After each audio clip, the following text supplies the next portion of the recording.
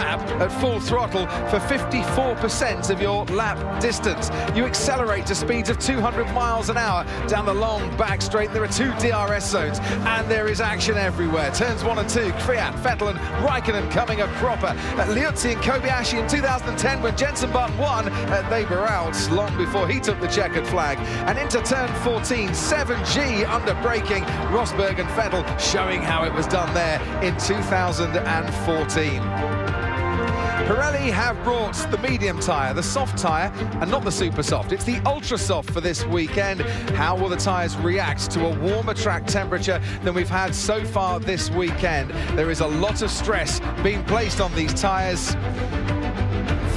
And here are the grid and the 20 drivers. Sebastian Vettel on pole position. It's a Ferrari front row lockout with Kimi alongside him. Valtteri Bottas and Lewis Hamilton making an all-Mercedes row 2. And Max Verstappen out qualifying Daniel Ricciardo for an all-Red Bull row 3.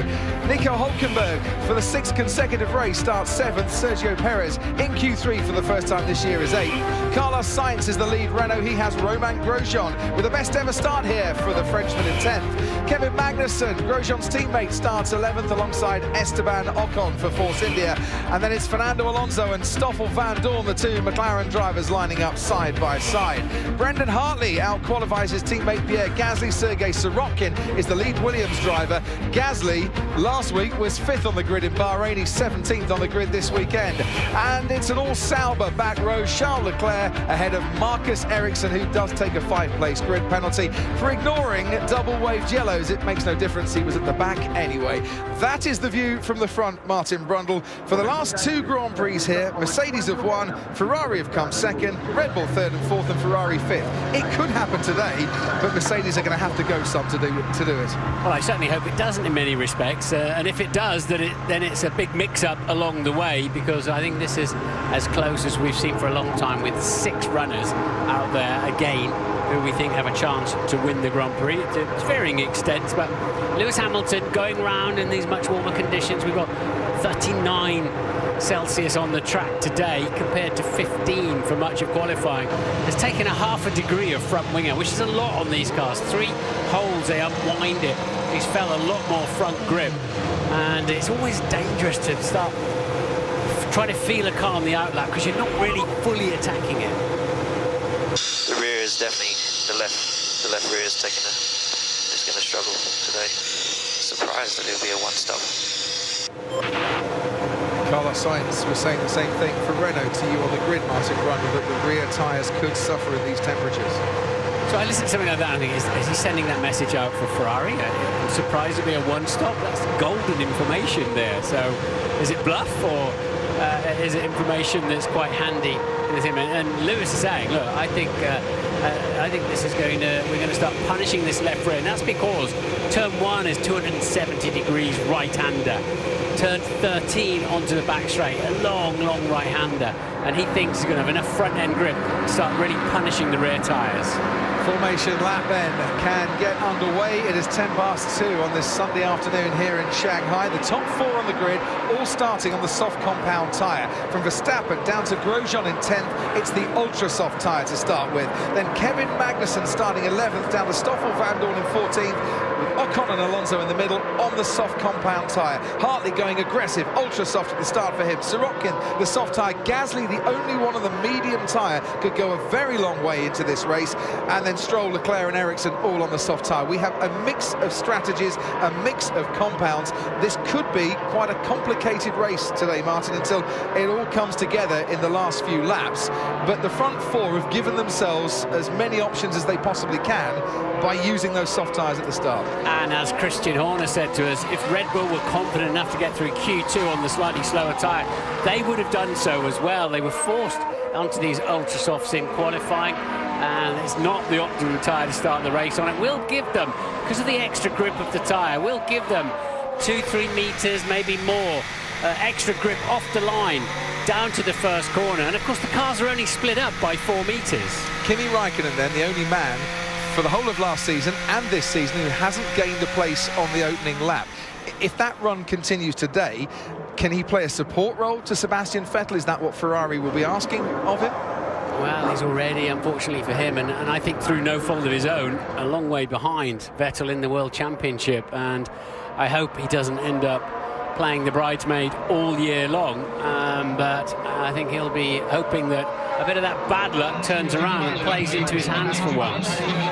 Kimi Raikkonen, his 5th front row start in China. He's never been on pole here before. Sebastian Vettel has. It's his 4th pole in China. He's aiming today to become the 4th man in Formula One history to win 50 Grand Prix. What a milestone that would be for him, joining Alain Prost, Lewis Hamilton, this man, and Michael Schumacher as the only 4 that would have ever done it. Impressive, to say the least. So I sense Lewis has got one of those kind of Mardy moods on, where he just doesn't seem happy. I don't think I can get through this through a one-stop. What front wing has Valtteri got? Is he happy with that? And hopefully he'll get underway and he'll have the balance and grip that he wants. And he can sock it to the Ferraris, because we just want to see a race. I don't care who wins. I just want it to be close. This time last week, you said that Lewis Hamilton's Mardiness, to use that word, rather cost him in Bahrain. He was so busy arguing with the team. He confirmed the information they'd given him, and then he was going, "You're not telling me enough." If he'd have actually followed that through, he still could have won the race if he'd have followed what Bono, his engineer, told him to do. Although they were having radio transmission issues, but he just wasn't going forward at the right part of the race in Bahrain. Fans, young and old, here in Shanghai this afternoon. The grandstand's absolutely packed. It's felt like a very, very slow formation lap, but they're almost ready. So Vettel pointing slightly right, a few degrees right, ready to cover off his teammate and any fast-starting Mercedes trying to go between the pair of them. Yeah, maybe the best form of defence for Mercedes is attack, and Hamilton, rather than watching his wing mirrors, might like to be looking out in front. Valtteri Bottas too. Can Bottas get in amongst the Ferraris like he did in Bahrain? 2 Ferraris, 2 Mercedes, 2 Red Bull occupying the first 3 rows, and we're all set for battle here in Shanghai. It's lights out and away we go. Good start from Vettel, good start from Raikkonen. Vettel does cut across to block out his teammate. Bottas ahead of Hamilton. Ricciardo on the inside is cut out by Verstappen, and Hulkenberg is trying to get past Ricciardo round the outside at turn 1. They've all avoided the usual chaos through the first couple of corners. Sebastian Vettel out in front ahead of Valtteri Bottas and Kimi Raikkonen, and there's a little bit of Force India running a little bit wide then, kicking up a little bit of dirt, but they're all through and onto the hairpin. So with Vettel squeezing Raikkonen, he had to lift out on the way into turn 1 and has put Raikkonen down the field. Hamilton similarly got out of position, so it's Verstappen that's up into 3rd place. Verstappen 3rd, Raikkonen 4th, and there's a Renault of Carlos Sainz ahead of his teammate Nico Hulkenberg, who ran wide as well. On board with Kimi Raikkonen, whose teammate Sebastian Vettel leads this race. Hamilton tried to dive down the inside. Raikkonen blocked him off there. Hamilton is looking to get on with this and make up for the opening few corners that seem to have cost him. No DRS, no opening of the rear wing for 2 laps until after the start, or after a safety car, should we have one later on. So it'll be just about slipstreaming down the back straight, but Kimi really got a little bit squeezed by his teammate and it cost him dearly. Look how Sebastian Vettel is launching clear of the rest of the field. Look back to how Nico Hulkenberg is ahead of Carlos Sainz once again. And there is Sebastian Vettel from Valtteri Bottas, from Max Verstappen, and then Kimi Raikkonen, the 2 Renaults, having a great scrap and almost banging wheels into the hairpin. Hulkenberg ahead of Sainz, ahead of Romain Grosjean, and they all get through there as Kimi Raikkonen, Lewis Hamilton and Daniel Ricciardo come through to take the final corner. Hulkenberg hanging on ahead of his teammate to that 7th place. What an opening lap it has been in terms of action for the 2 Renaults, but what an opening lap for Sebastian Vettel, a 2nd clear. See you later, son. All right, don't get greedy now, mate. That's good. Settle down. Good start. It was a good start from Verstappen. And, well, he certainly did everything he needed to do, but Hamilton, Ricciardo on their back foot. The 2 Renaults need to just follow each other for a little while and try and get clear of the chasing pack, which is Grosjean and Magnussen in the Haas. They're costing each other time with the squabbling. Worth a mention to Lance Stroll in 12th place at the moment. Very fast fast starting Lance Stroll. On the grid he was 18th, he's up to 12th. He makes a habit of gaining places on the opening lap, and he's done just that for Williams this afternoon. The two Force Indias of Ocon and Perez losing out to the Williams. Fernando Alonso is up to 11th place. Kevin Magnussen in the points, along with Romain Grosjean as well. But out in front, Sebastian Vettel trying to extend his lead from Valtteri Bottas. At least one of the Mercedes has got ahead of one of the Ferraris, and at least one of the Red Bulls has got ahead of one of the Mercedes. It is very much game on here. But Bottas has lost a half a second to Vettel in the middle part of this lap, and it's only 29 seconds long, just under half a minute there. Bottas on a 29.9, Vettel on a 29.4, and that tells me the Ferrari's got all the pace it needs to control this race. Kimi Raikkonen comfortably staying ahead of Lewis Hamilton there as well. Sebastian Vettel comfortably staying ahead of Valtteri Bottas. Has the Red Bull got the pace to keep tabs with the front two? Is Verstappen just dropping back a bit? They're not in DRS range. Bottas and Vettel, Verstappen on Bottas. The only man in DRS range is Hamilton. He's within the 1 second zone to Raikkonen. So he'll be able to get his rear wing open if he can stay there during this lap. But a typical first couple of laps from Vettel, like we saw when he was busy winning. You see how many places we lost because of Sergio right now. Unbelievable. Copy that. I wondered if one of the Force Indias had actually had a problem at the start. There seemed to be quite a bit of smoke. If he'd run wide, kicking up a bit of dirt and that, but he's not happy, Esteban Ocon, is he? No, I think he probably feels his teammate gave him a hard time somewhere. But Vettel then, as I say, when he started winning multiple World Championships, get out front, get away from the drag reduction zone point of 1 second plus. He got a 2 second lead, and he can now control the race out front. This is the view then from Esteban Ocon's Force India. You can see Lance Stroll ahead of him in the Williams. Williams half a second slower in qualifying yesterday than they were in China last year. But Stroll has very much made up for the disappointment of qualifying with a blistering start here in Shanghai on race day. And onto the back straight they come, slightly banked right-hand turn. Now they can start accelerating through the gears, up to 8th gear and 200 miles an hour before they slam the brakes on into the hairpin. I've been taking people around in a beautiful Aston Martin DB11 all weekend, and that corner looks so much tighter when you're driving the track, 11 and 12, but these things just swing through there with all of the hundreds of kilos of downforce that they're generating.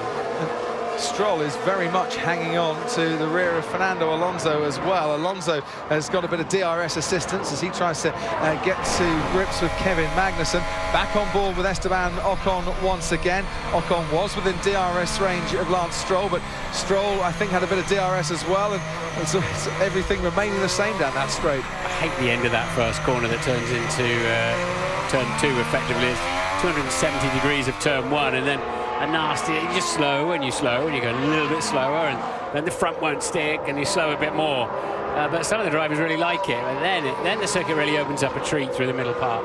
So started third, moved up a place. Valtteri Bottas is 2.6 seconds behind Sebastian Vettel. That gap getting ever larger. On board with Stoffel van Dorn, he's got Sergei Sorokin just ahead of him, to former GP2 runners. Van Dorn was a GP2 champion, of course. They made their way into Formula One. They're scrapping at the moment over 15th place, which the Russian is just about hanging on to, but for how much longer, you wonder. Out in front, Max Verstappen, 1.9 seconds now behind Valtteri Bottas. Kimi Raikkonen trying to gain a little bit on Verstappen in the other Ferrari. Lewis Hamilton keeping tabs on Kimi Raikkonen, but not within striking distance just yet. And the two Renaults separated a bit, Martin. They've sorted out their close calls. On board the McLaren, they're a good reminder as Ocon has another look at the back of Lance Stroll. Lance Stroll's first lap would be very much worth seeing, wouldn't it? But the Force India's a fast car, same engine, but it's a faster chassis at the moment through this season. But he's Sorokin is on prime, Perez in front of him on option. Let's see if we can get past Sorokin, get into this race. Get past Sorokin, get into this race. Compound's changed. The team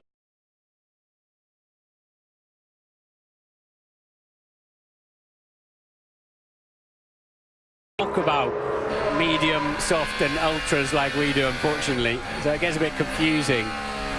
But Bottas already 2.4 seconds behind Vettel. Now he's got to get on with it now, Bottas, because he needs to stay within the undercut zone. So if he can pit earlier, if he can give his team some options, they can pit before the Ferrari. He's got a chance of getting track position out front. So the two Ferraris got away well. This is where Sebastian Vettel cuts across and rather squeezes out Kimi Raikkonen. Bottas says, thank you very much, I'll go round the outside. And then Hamilton kind of gets caught in no man's land there with Raikkonen and then Verstappen on the inside. Yeah, Verstappen didn't waste any time there on Hamilton and Raikkonen. Lewis definitely quite cautious through there, as you say. He found himself in no man's land. So this is what cost Kimi. He's now pinned up against the inside. The first corner is then very acute. You've got cold front tyres when you turn up and cool brakes. And Kimi then really struggling. Verstappen goes down the outside of turn 6. Pretty good stuff. And what did the two Force India boys do that they were so upset about? Have a look in a minute. I want to look at Verstappen battling with Kimi in a moment as well, because these two have a bit of previous, Martin. I wonder if Kimi was a bit cautious with Verstappen. So Max gets track position here. Max gets track position up the inside of Lewis. Caught him napping a bit, and now he's going to get a good drive out of 4. Kimi gets a little bit of a tank slapper on, doesn't he? He got a bit too happy on the throttle. And we're going to go around the outside of Kimi here. Now this is obviously Lewis we're on board with. Oh, listen how they just have to tickle the throttle through. There's no grip.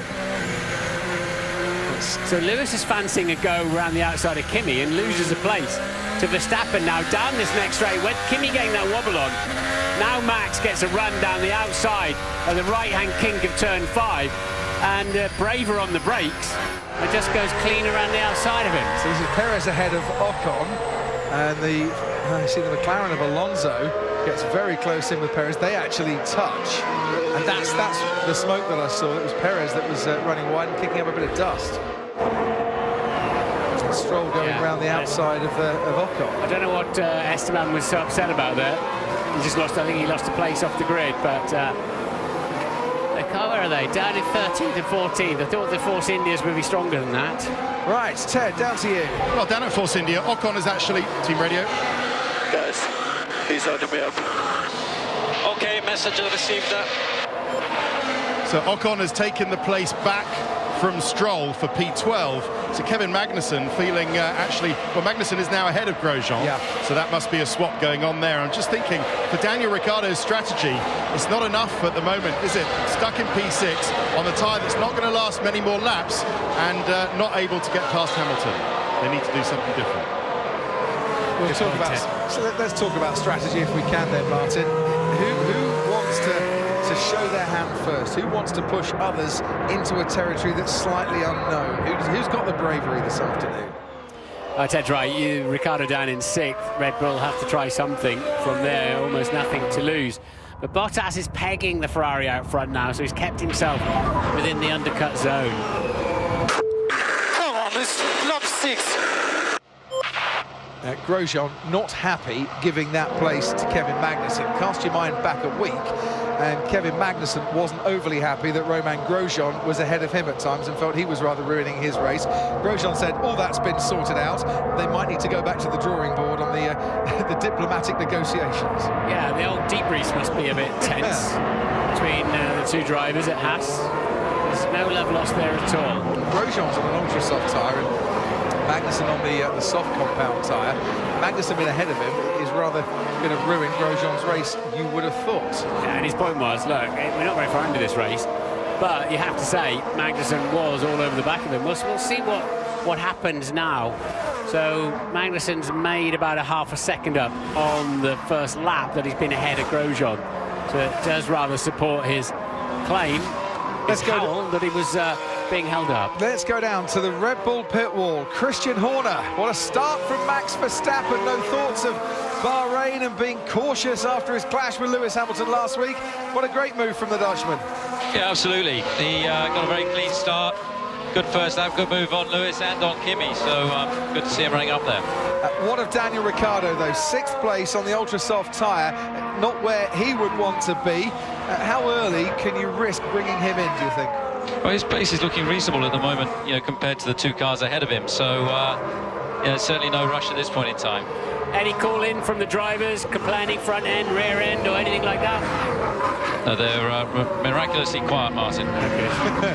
Well, if they do say anything, do come back and tell us. Christian, thanks for the time being, and we'll be back with Christian in a few moments. So, in terms of strategy, Formula One racing on TSN is brought to you by Acura. Acura, precision crafted performance.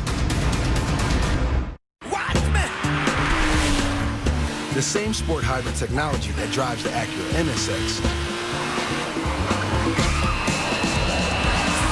Now available in the 5-passenger RLX. And the 7-passenger MDX.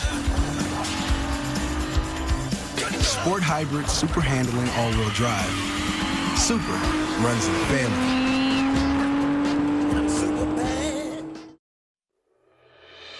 What makes today worth celebrating? It's a sound, a touch, a look, a taste.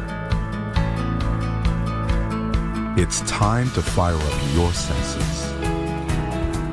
Your best grilling experience begins with Broil King. Great barbecues every time.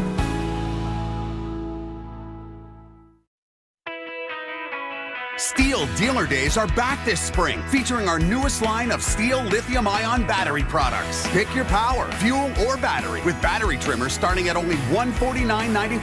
Battery blowers also starting at $149.95. Not at the Home Depot, not at Canadian Tire. Visit your local Steel dealer for expert advice, on-site service, and Steel's incredible lineup of lithium-ion battery products. Steel Dealer Day. Find yours at steel.ca.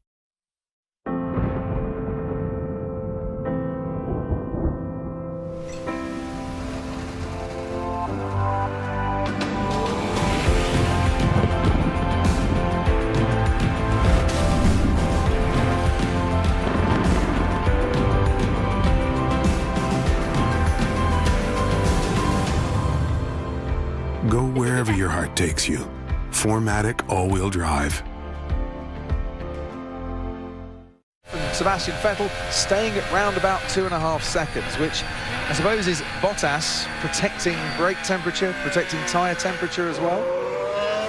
It could be, but they're pulling clear of the rest of the pack, aren't they? I mean, Hamilton now 10.4 seconds off the lead, having a very steady run there in 5th. Is he struggling, or is it just trying to get these tyres to go a few extra laps and get the one stop in? I was going to say, is the man who said he'd be surprised if anyone did a one stop surprising himself, or was it that bluff you were maybe speculating about?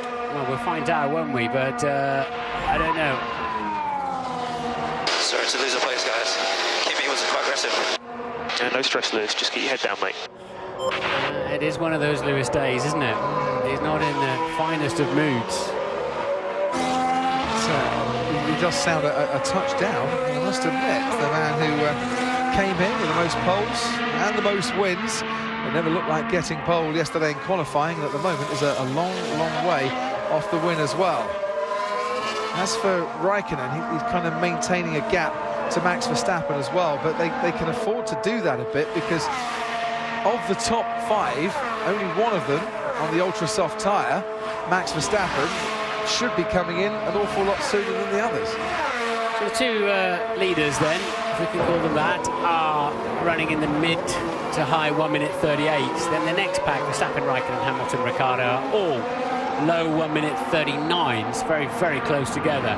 And then we've kind of got the best of the rest going on as usual, haven't we? They're a full second and a bit slower, led by Hulkenberg on this occasion, and who's now a couple of seconds ahead of his teammate Sainz. And just outside the points, Fernando Alonso still trying to hunt down Romain Grosjean.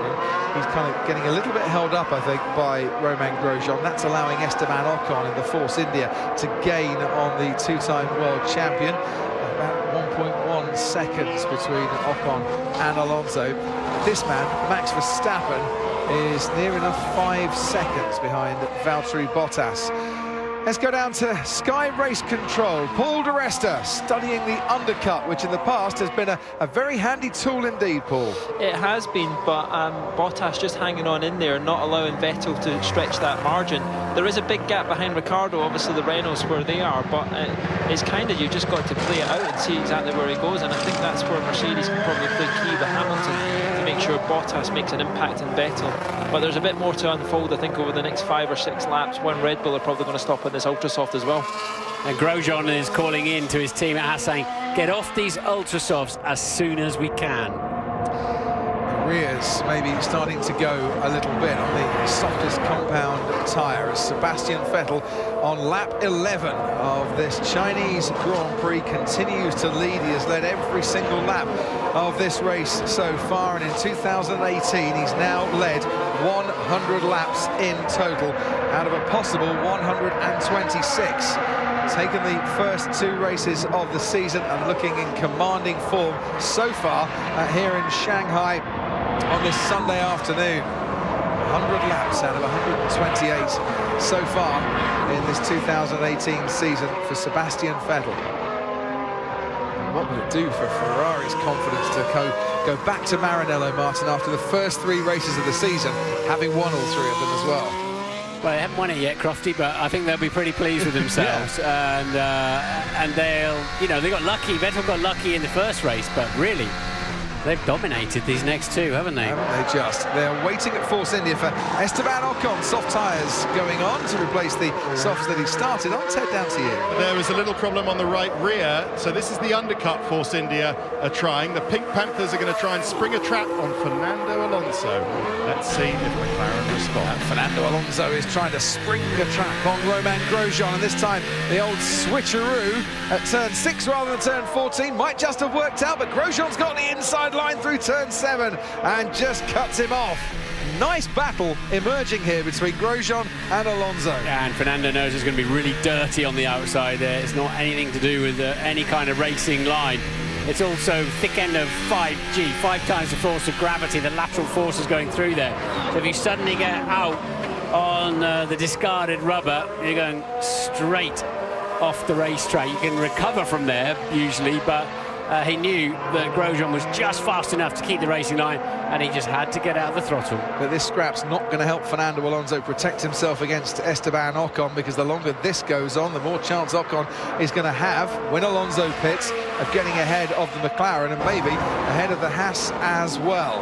And Ocon's done the fastest middle sector of anybody so far on those new tyres. Yeah, just looking, they have 2 sets of new soft tyres do Force India, and Ocon is currently sporting one of them at the moment. There you can see fastest middle sector. We're on board with Stoffel Van Dorn behind the other Force India of Sergio Perez, who is diving into the pits now. So Force India playing their hand a little bit early as well. And neither Romain Grosjean nor Fernando Alonso coming into the pits just yet, but Carlos Sainz is, and he's gone on to the medium compound tyre. 3.9, very steady stop there. So where does Sainz come out into this racetrack? Just ahead of Esteban Ocon. Down in 17th place. Gap out in front. To remind you, 3 seconds between Sebastian Vettel and Valtteri Bottas. 5.3 seconds then back to Max Verstappen, who should be coming onto the back straight now, and is. Kimi Raikkonen follows on very much in the distance, and Lewis Hamilton losing a bit more time to Kimi Raikkonen on that last lap, down in 5th place. In fact, Daniel Ricciardo starting to catch Lewis Hamilton a little bit, and he's tantalisingly 0.2 of a second outside of DRS range of the Mercedes. So Vettel 25 seconds ahead of Hülkenberg. It's 22 to 23 to make a pit stop. So if he wants to stop at any point and get ahead of the game, he can. He's not going to get caught up in any kind of midfield battle. Ted, down to you. So do we think that Kimi Raikkonen is kind of sort of sleepwalking Lewis Hamilton into a slow pace? Or do you think Hamilton might have the pace? Because have a look at it. Hamilton on sort of 139s, Bottas in the same car 138s, and then Raikkonen 139s as well. Vettel in the same car as Raikkonen 138s as well. I wonder if it's a Ferrari tactic, just getting Kimi to slow down the pace to compromise Hamilton as much as possible. Well, we did speculate a little bit on this one. Would Ferrari split the responsibilities for their drivers for this race? In comes Nico Hülkenberg, medium compound tyre, like Carlos Sainz going on for him as well. He'll come out, hopefully for him, in front of the Sauber of Charles Leclerc, but not to be, because Leclerc has gone through, and also Pierre Gasly in the Toro Rosso. Well, for Mercedes' sake, they need to hope that Hamilton is just biding his time, trying to get the one stop to work, and he's got to use the performance later on. And there, Nico Hülkenberg on that fresh set of rubber, getting past Pierre Gasly. The Toro Rosso not exactly holding him up very much. And Charles Leclerc, the next one ahead. Leclerc out qualifying his teammate Marcus Ericsson for the first time in Formula One yesterday. Hülkenberg now on those medium compound tyres on a stint that could take him very near to the end of this race. Back with Fernando Alonso, who is still behind Romain Grosjean. And this is where he's probably muttering under his breath, Martin, all for a little bit more horsepower from my Renault engine. He's certainly got the grip, though, hasn't he, from time to time? But that little contretemps in turn 7 put him back, and he's not really been able to close it up again since then. Closing up behind him, Lance Stroll. We're on board with Nico Hülkenberg down that back straight. Charles Leclerc was alongside. Charles Leclerc is now about a car length behind, and Hülkenberg's made up those 2 places he needed to. Here's his teammate Carlos Sainz stood in the back of the Toro Rosso, and Sergio Perez down the inside into the hairpin on Marcus Ericsson, making up a place after his pit stop as well. Yeah, and that's just extra grip off that very long turn 13 onto the back straight. You come off, you release off the corner with so much more speed, and you carry that extra speed all the way down the straight. Despite the drag trying to hold you back, you just keep that advantage. So this is where Lewis Hamilton on the last lap made up time on Kimi Räikkönen in the middle and final sector. Took 3.5 tenths out of Räikkönen's advantage as Sainz has a little look at Gasly, and now will size up the Frenchman going down towards turn 6. Gasly covers him well. And nice defensive driving there from the man who this time last week was running very much in the points positions in Bahrain, but he's scrapping along Pierre Gasly down in 15th at the moment. But for how much longer? Sainz tries to go around the outside, nothing doing for this moment in time. This is nice driving from Gasly, good defensive work. Yeah, it's costing Sainz badly with those fresh tyres on, but even with those fresh tyres against Gasly, he still couldn't find any purchase around the outside of T7. Renault's just struggling a little bit in comparison there to the Honda-powered Toro Rosso. Just out in front. Valtteri Bottas now 3.5 seconds back on Sebastian Vettel. Max Verstappen 6 seconds down in the podium places after making up spots on Räikkönen and Hamilton off the line. Here goes Carlos Sainz once again. Gets a nice slipstream and a tow, and DRS as well to help him past Pierre Gasly. Slams on the brakes into the hairpin, and Carlos Sainz is up into 15th place. He's pitted. His teammate Nico Hülkenberg has pitted. Esteban Ocon, Sergio Perez and Brendan Hartley, the others that have pitted too.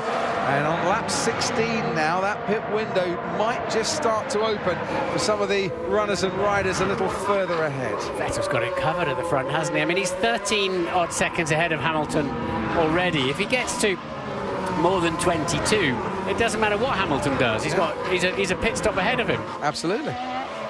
Unless Hamilton, on a one-stop strategy, can find a little bit of extra pace. But at the moment, jammed up behind Kimi Räikkönen, 2.5 back, he can't find that extra pace. If he does get closer, Martin, he starts to wear out his tyres that little bit more, and that doesn't help him in a bid to make this one-stop strategy work. And there's a big meeting coming up this week where they want to try and change some elements of the front wing, the way the air flows through the wheels, and the rear wing to try to improve this overtaking situation from next season. They can't do it this year, and if they're going to make a fundamental change like that, which will cost a lot of money for the teams, a new aero package completely in concept. I'll get close to Kimi. Okay, copy. Then they So how much are you being held up, do you think? I'm pushing, trying to keep up.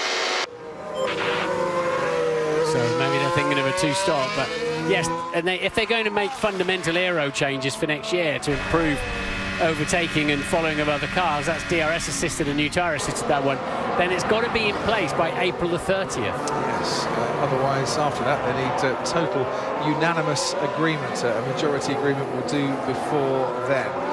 Daniel Ricciardo saying that he can't really get any more out of his ultra-soft tyres as well. And down at Haas, into the pits comes Romain Grosjean, which will be a relief, I'm sure, to Fernando Alonso, who's been staring at the rear wing of that Haas for quite some time now.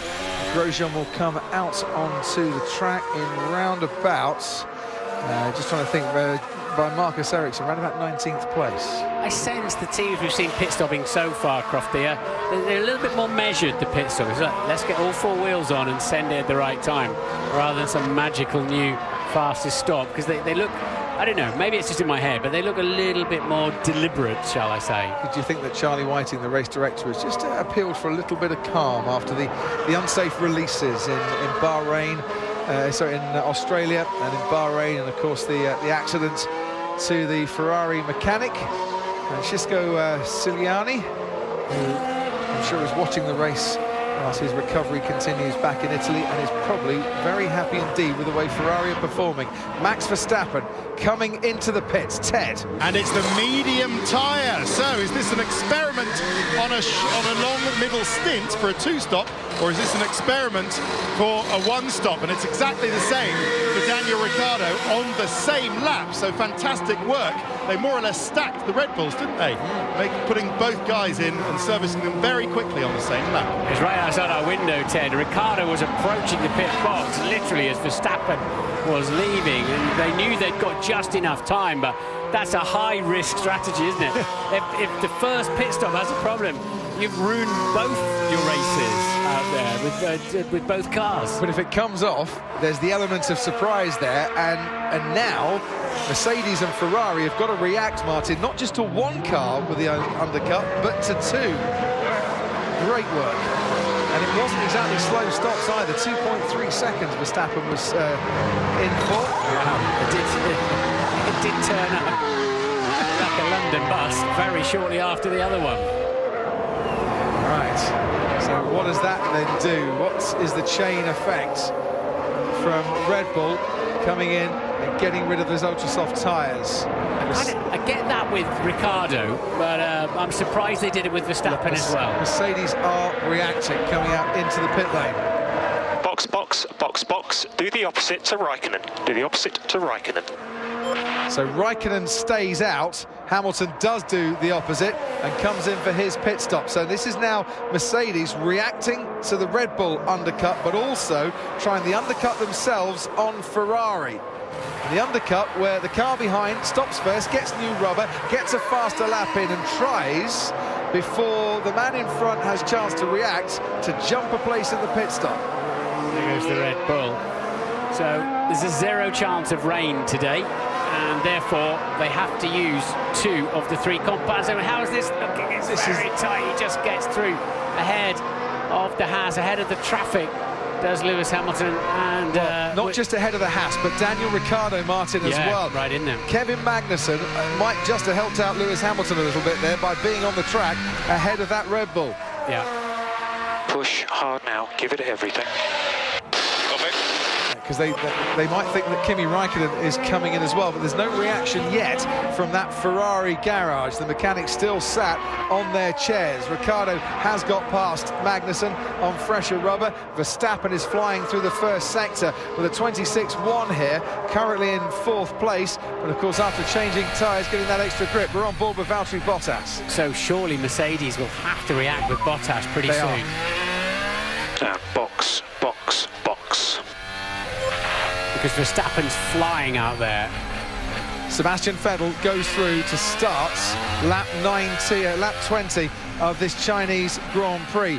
Bottas in second, pits. Yeah, Mercedes at the beginning of the pit lane as the world champions in this layout. 80 kilometers per hour, 50 miles per hour that he's limited to. You can get straight up to your 50. That's why they launch like that. Max Verstappen should just be coming around the final turn about now. as Valtteri Bottas comes out into the racetrack proper, and they had to react to Max Verstappen there. One more lap and chances are Max Verstappen would have had the undercut on Valtteri Bottas. Verstappen's just set a new fastest lap of the race. Paul di Resta is at Sky Race Control. The one team that aren't reacting to this, Paul, is Ferrari. Yeah, and they could lose this in both accounts, with Raikkonen losing out to Hamilton and equally Vettel. I mean, what it does is they have a bad pit stop, it already puts Bottas in front.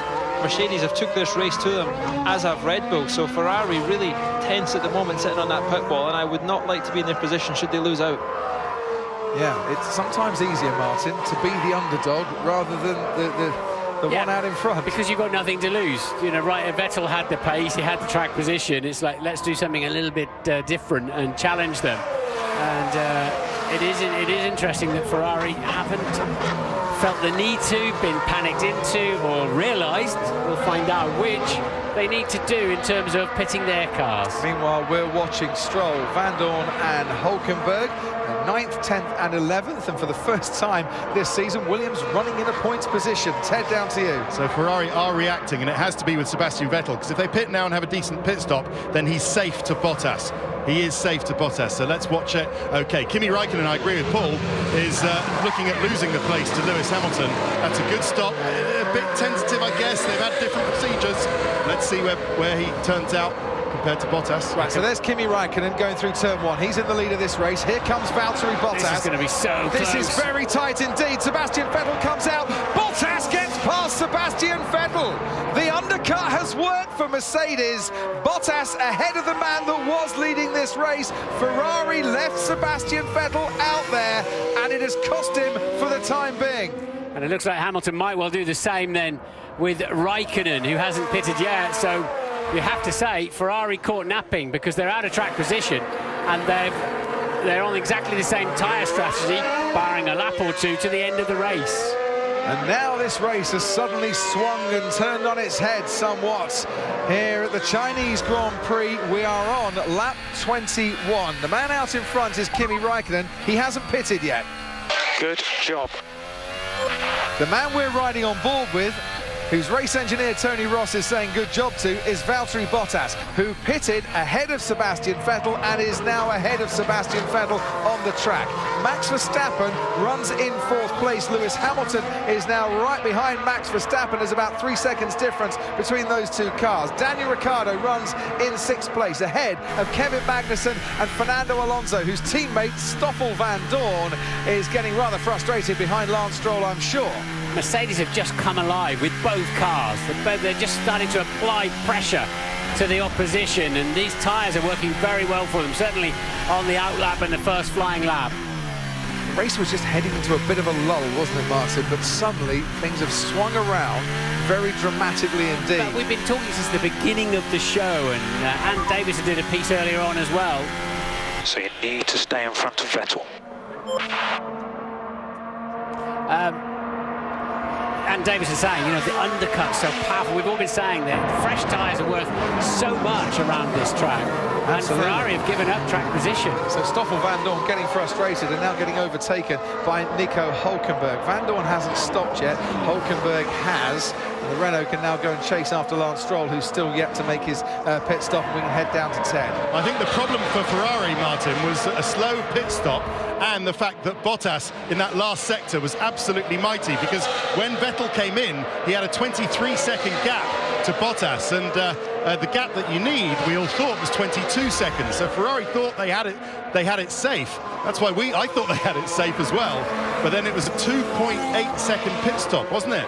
Because they're having to take it so steadily after their problems in Bahrain, and that was 0.8 of a second longer than perhaps it should have been at Ferrari. So I think it's the slow pit stop that's done for them there. Now Hamilton gaining on Max Verstappen as well. His race has somewhat come alive on these medium compound tyres as well, and he's now 2.2 seconds, 2.3 seconds behind Max Verstappen. That gap coming down all the while. Red Bull, Mercedes, Red Bull down that back straight.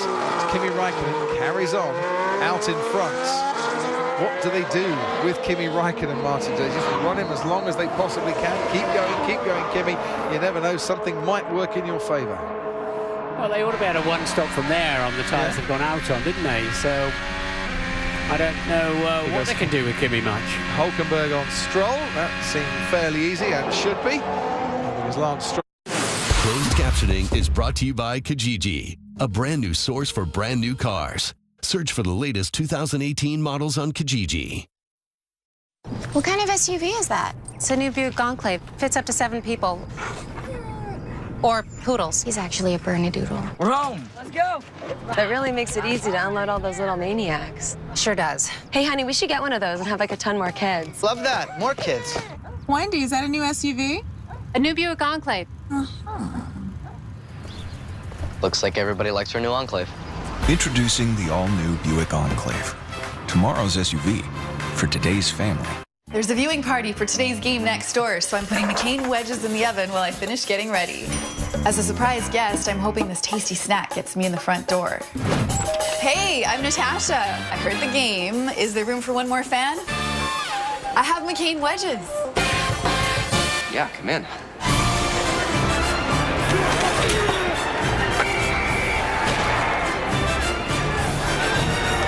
McCain wedges. Share something surprising, share something good. They say you have 7 seconds to make a good first impression. There, 7 seconds. Want to see more? With an elegant 9-inch touchscreen console, 3 rows of soft Napa leather seating, and a 400 horsepower hybrid engine, the luxurious features in the Volvo XC90 create a first impression that only gets better the longer you look. QuattroTires.com. Shop your tires online at the best price. All major brands available online. With fast shipping to your door anywhere in Canada. The only way to shop tires. QuattroTires.com. In a sea of conformity, there's always one that breaks away from the herd. The first ever BMW X2. Yes, you can't use him to just slow Bottas up to help Vettel, but I think they can because they started those tyres. I mean, it looks pretty steady coming. It almost looks slow-mo coming off T30. It's a long camera shot, but I don't think he's exactly got a whole lot of grip out there, and he's lapping 1 to 1.5 seconds a lap off the pace, which is why those two are homing in on him. And I think the message to Bottas was, we think you're all going to the end. Do not let number 5 past you. You didn't pass him last weekend. Do not let him pass you this weekend. Yes, he did a very good job in Russia last year, where you took your maiden victory, and Sebastian Vettel couldn't find a way past. So maybe the best form of attack today is defence, Valtteri. It's Job Clear, the head of track activities at Ferrari, watching not himself in the mirror, but the guys back in the garage. And Ferrari so far have been just outthought a little bit by Mercedes, but there's still a very long way to go. We're only on lap 25 here of this Chinese Grand Prix, and the gap between Bottas and Vettel is getting a lot narrower. I wonder why they need mirrors up there to see the pit stops, why they don't just turn around. Maybe he's got a stiff neck. I don't know.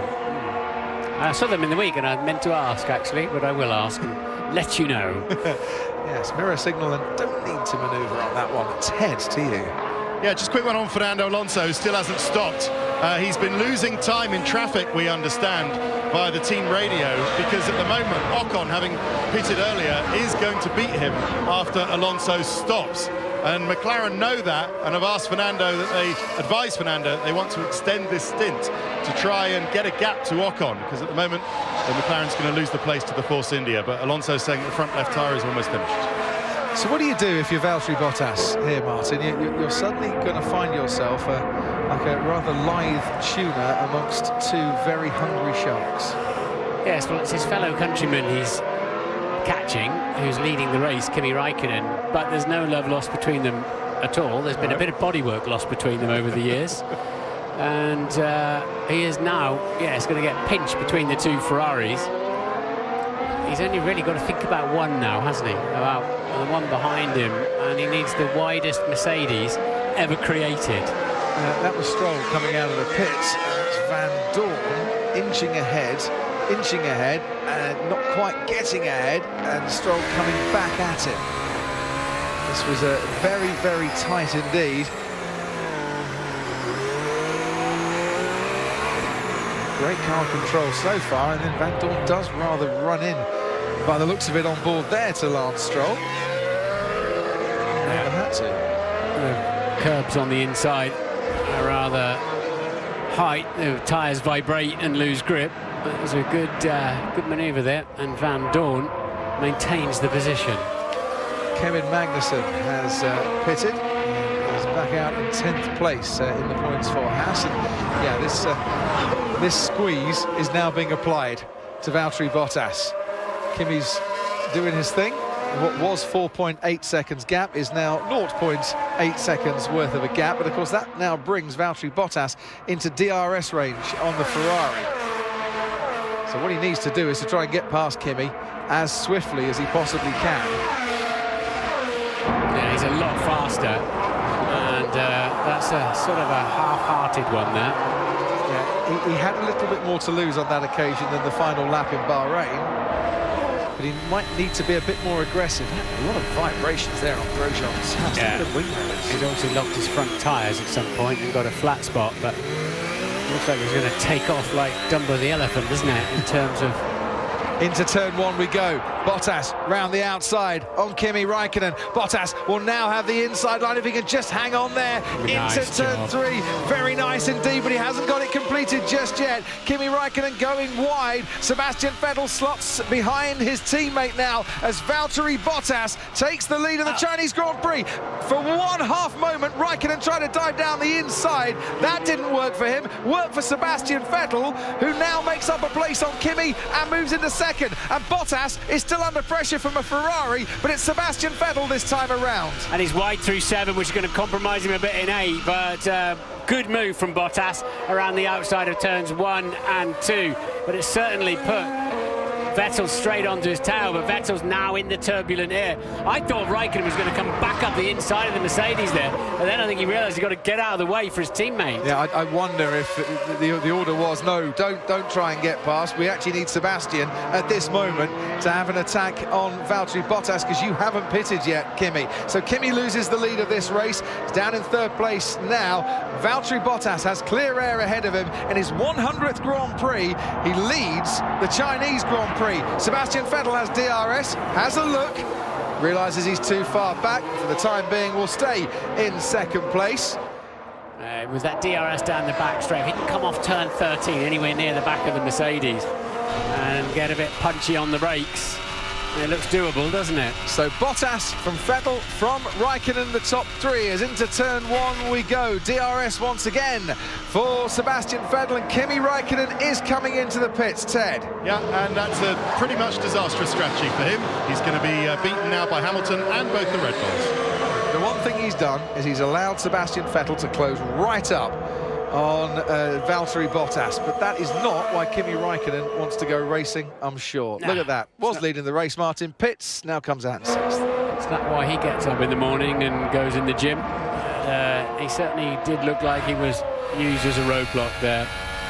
So, Bottas. This is a great move from Bottas. Got more grip, of course. Kimi's been on those tyres since the start of the race, and that could so easily be a tangle. Good driving from both of us. Fair driving from Raikkonen, it must be said. Would have been very easy for him to tap the Mercedes there into a spin. A lot of respect, I think, from Kimi Raikkonen. So the net result, Martin, from Mercedes' aggressive strategy is they've removed one Ferrari out of play here. Yeah, and got ahead of one of them.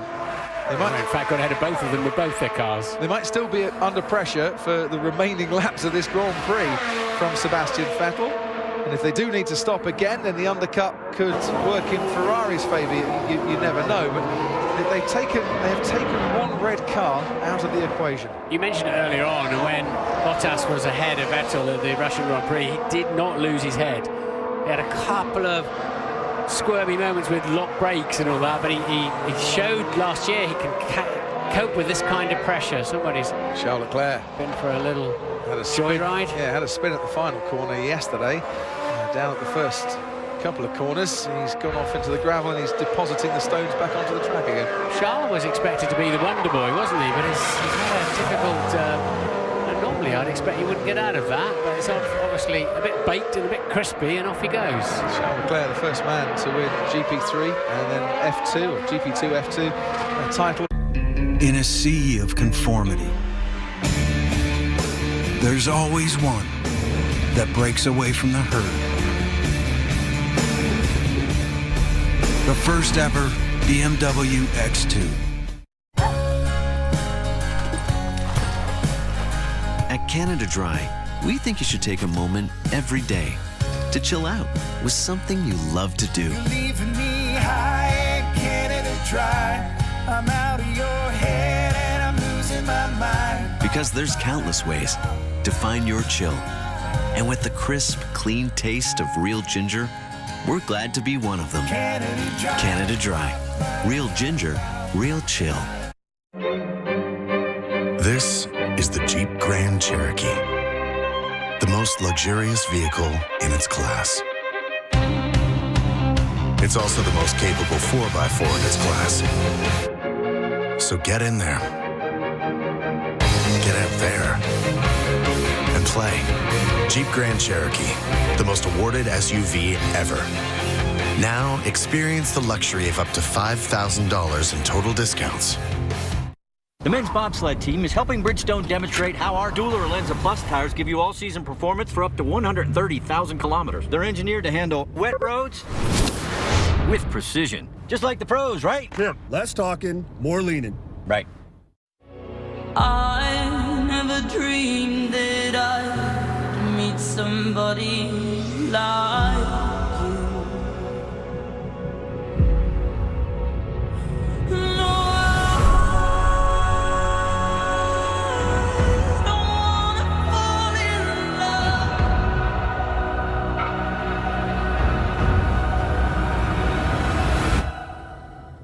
with you. The right rear tyre, Martin, a stripe emerges. Yeah, it's odd though on the outside. If it's going to blister, it would be on the inside. You run some camber on the rear and it loads the inside of the tyre more. And there's a yellow flag because the two Toro Rossos have got very close together down at the hairpin. Pierre Gasly and Brendan Hartley coming a bit of a cropper there, and Hartley coming off worse. I wonder what happened there to the two Toro Rossos. Golden rule number one, don't run into your teammate, if indeed that's what's happened. Right, so the Sauber goes through, Hartley ahead of Gasly. Gasly gets very, very close, and Hartley was in the way as Gasly couldn't slow the car down in time. Yeah, young Gasly blotting his copybook, that's 100% his fault. What the fuck, are you close the door?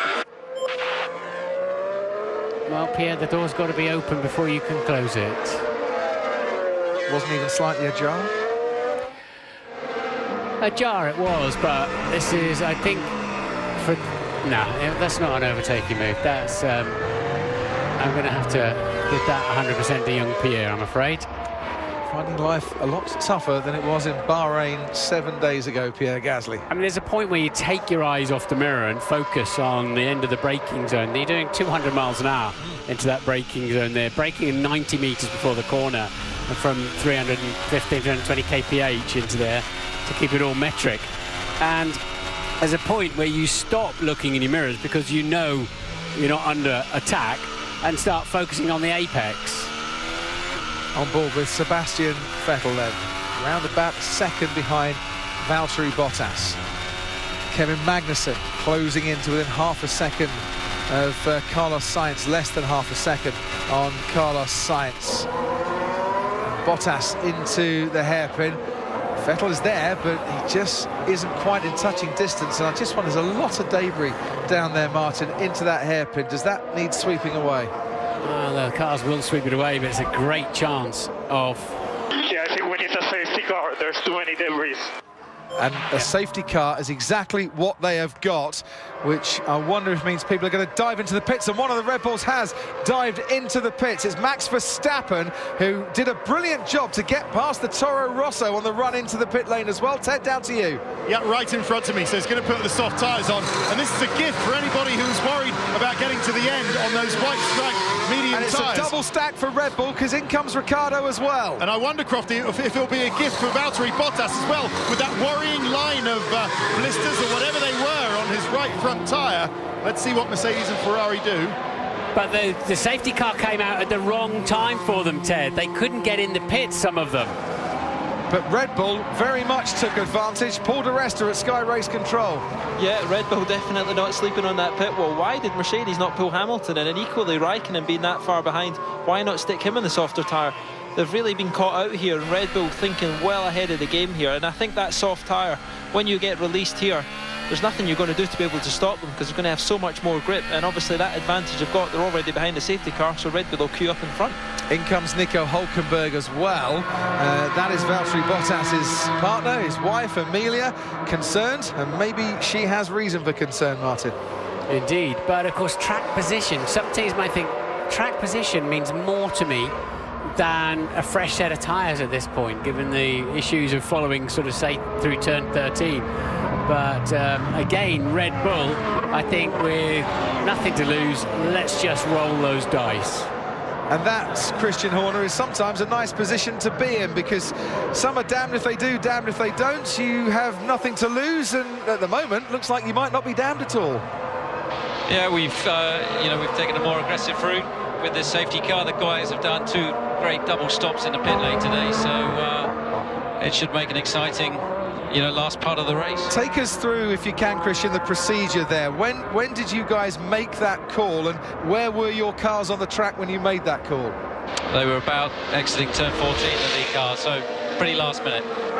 It's a brilliant job then to do not just 1 pit stop but 2 for the second time in this race at such short notice. Yeah, absolutely. The guys this weekend have done an amazing job with the engine change yesterday. 2 double pit stops, which are pretty complicated to execute, and they've nailed both of them within 2.5 seconds. So what do you think this means for you now, Christian? Where do you think this puts you? A chance podiums, or you think, hey, we can still win this? Let's see, Martin. I mean, it's put us on a better tyre. You can hear from Lewis that overtaking is pretty tricky, but I think we got a good tyre to the end of the race now, hopefully. And we're just seeing a replay here. I caught it out of our commentary box window. Max did very well to get past the Toro Rosso and not be held up by any fraction of a second on the run down to the pit lane entrance. Yeah, absolutely. Very good stuff. Christian, thank you very much. So the Toro Rosso is requiring a little bit more of a repair job. Their accident has led to the safety car. The minute we saw it, Martin, and the debris on the track, we speculated, do we need a safety car here? And at Mercedes and Ferrari, they didn't have the time to react. No, they were so close to the pit in, that's why. And I think the Red Bulls, being just that little bit further behind, had a bit more thinking time. And of course it's the other 2 Red Bull cars that tripped over each other to cause the safety car. But the problem with shards of carbon fibre like that, it can puncture your tyre so quickly and or fly through the air. And you've got to think about the marshals on the corners with pieces of carbon flying through the air, and of course the drivers themselves. So it's going to take a while, I think, to get the lapped cars, Leclerc and Ericsson, out of the way. At the moment, they're all in amongst the leading group. Bottas, Vettel, Hamilton, Verstappen, Raikkonen and Ricciardo are the top 6, with those 2 Red Bulls on fresher tyres. Paul di Resta at Sky Race Control. How much more of an advantage when we get going do those fresher tyres give the 2 Red Bull guys? I think certainly quite a lot, Crofty, as the safety car comes in. But one of the big things with this medium tyre and doing a 1 stop, you lose so much gauge on the tyre. Keeping it in the temperature window is key to the performance. Now, if you have this safety car right in the middle of the stint when they're worn, you never really get them fired back up, and I think that's probably where Red Bull have jumped on it and tried to do it. Verstappen, I think, is going to be key as the restart happens. He's going to be making challenges down into turn 5, straight out of the box, ready to go, and he's got the confidence and the grip to be able to make these dives. And I think equally, if he doesn't do it early, I think it'll still come back to him, because the tyres will fire up a lot quicker. And Martin Brundle, this might be good news, this safety car, not just for the 2 Red Bull drivers. Indeed, Kimi out there, having lost all that time, has now got 7 lap fresher tyres. than, for example, Bottas. 8 laps fresher than his, 7 laps fresher than his teammate Vettel. So he can definitely get to the end, I would say now, especially with a couple of safety car laps as we get ready to resume. What is really interesting for me here is that the Chinese Grand Prix is a race that we don't often get retirements. China 2016, one of 7 races in the history of the Formula One World Championship with no retirements in it whatsoever. We haven't had a retirement so far today either. 2011, 2012, we had just the 1 retirement, 2 in 2014, 3 in 2016. But we do get safety cars here. This is the 4th Chinese Grand Prix in a row which we have had a safety car. So you'd think that the likes of Mercedes and Ferrari and the raft of engineers that study the big data might have been expecting one at some stage. Yes, well, 60% chance historically since 2004 of a safety car here, but as they let the lapped runners through, and they'll give them some time. They don't tend to let them catch all the way back. Sometimes they do, sometimes they don't, but they should let them get clear, and then we can get back with the racing again. But it is very unusual. Those two stats sort of clash, really, don't they? With lots of safety cars, but very few retirements. And I think because we get a lot of scuffles down at the hairpin, for example, and then there's also some quite good runoff areas here where you can go off and have an adventure and not make anything that's going to wreck your car. Ted, let's go down to you as into the pits comes Sergei Sorokin. Yes, Williams trying to rescue something from this race, but I tell you who that safety car worked well for, and that was Magnussen and Alonso.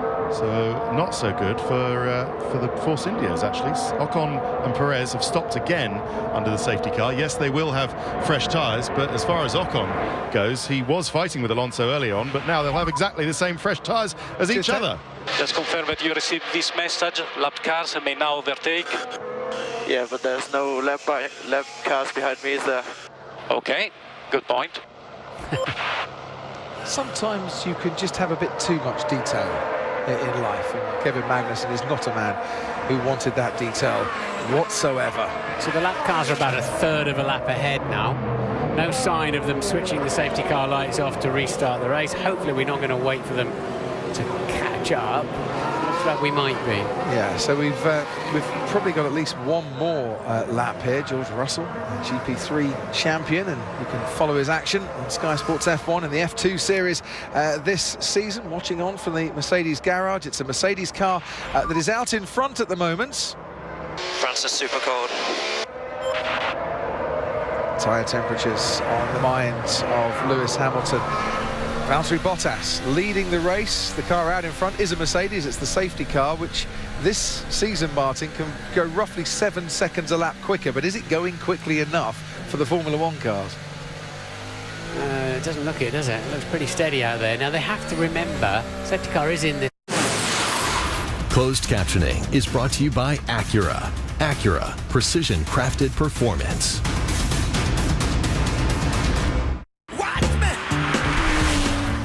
The same sport hybrid technology that drives the Acura MSX. Now available in the 5-passenger RLX. And the 7-passenger MDX.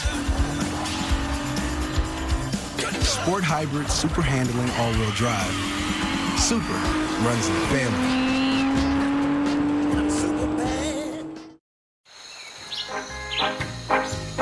With less waiting and more action, Zoom Poker is fast.